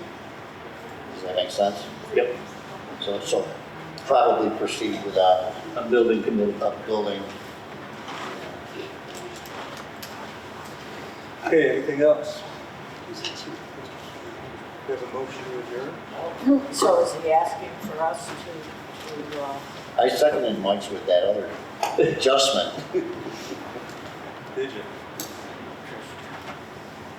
What are you asking for, Mike? I'm asking to form a building committee and to form a building committee, And we're looking at, hiring an architect or consultant to. Chief? If I may, so, right, I'm with you on the building committee. I think what we're really talking about is kind of prior to that still, right? The ask is to get the nod from the board to continue to explore this, right? So part of this is we have a couple sessions left with Chief Eve under phase 1. We'll be scheduling those shortly under planning committee. And then moving forward with Chief Eve, he's gonna bring in a new phase 2 that helps us do GIS studies and really explore these things, get some information pre-decision on where we're going in the building committee, right? So it would lead to that saying, right, our SWOT and our gaps at this. We put together, the folks did the GIS studies. Here's his proposal for phase 2, which continues to help us organizationally improve and support us in the investigation of facilities, right? And then it would go to building committee once that's determined and kind of some of that GIS is done. So leaving that under planning until we get to the point that planning committee is ready to come back to the commissioners and say, we believe this is the right move, we believe it's this, we believe it's this, here's the data, we would like to hire architects, we would like to hire owner's rep, and really start moving forward publicly with the process of that, right? So I think we're still pre-building committee right for the moment. Well, if you're at a building, I think, having been on, a few of them in the past, your next meeting, invite whoever, have them commit. I mean, it's something that Belgium's never done before, that you have a committee and you sign up and you're on it and you stay there. Down the road, as the chief is going, you're gonna have somebody that might have to try to find land. Somebody else is gonna say, where do we go with staffing? Somebody else is gonna take a look at apparatus. But you can't have every meeting change with people coming in.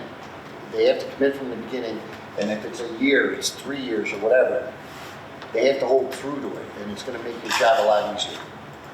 So I think what we need is, as the chief alluded to, is we need additional information that we have not received yet. So once we have that additional information, we'll be able to proceed in the proper way with said committees. And that's right, so that's really what we're looking for, is the nod that right, the board is in support of furthering that evaluation and that investigation. Right, and the board is in support of that, so Thank you. had we not been, we would have said, hey, whoa, but we didn't. Anything else? What was that motion to adjourn, running next? Mike made the motion to adjourn, do we have a second? Mark, all in favor? Aye. Aye. Thank you very much.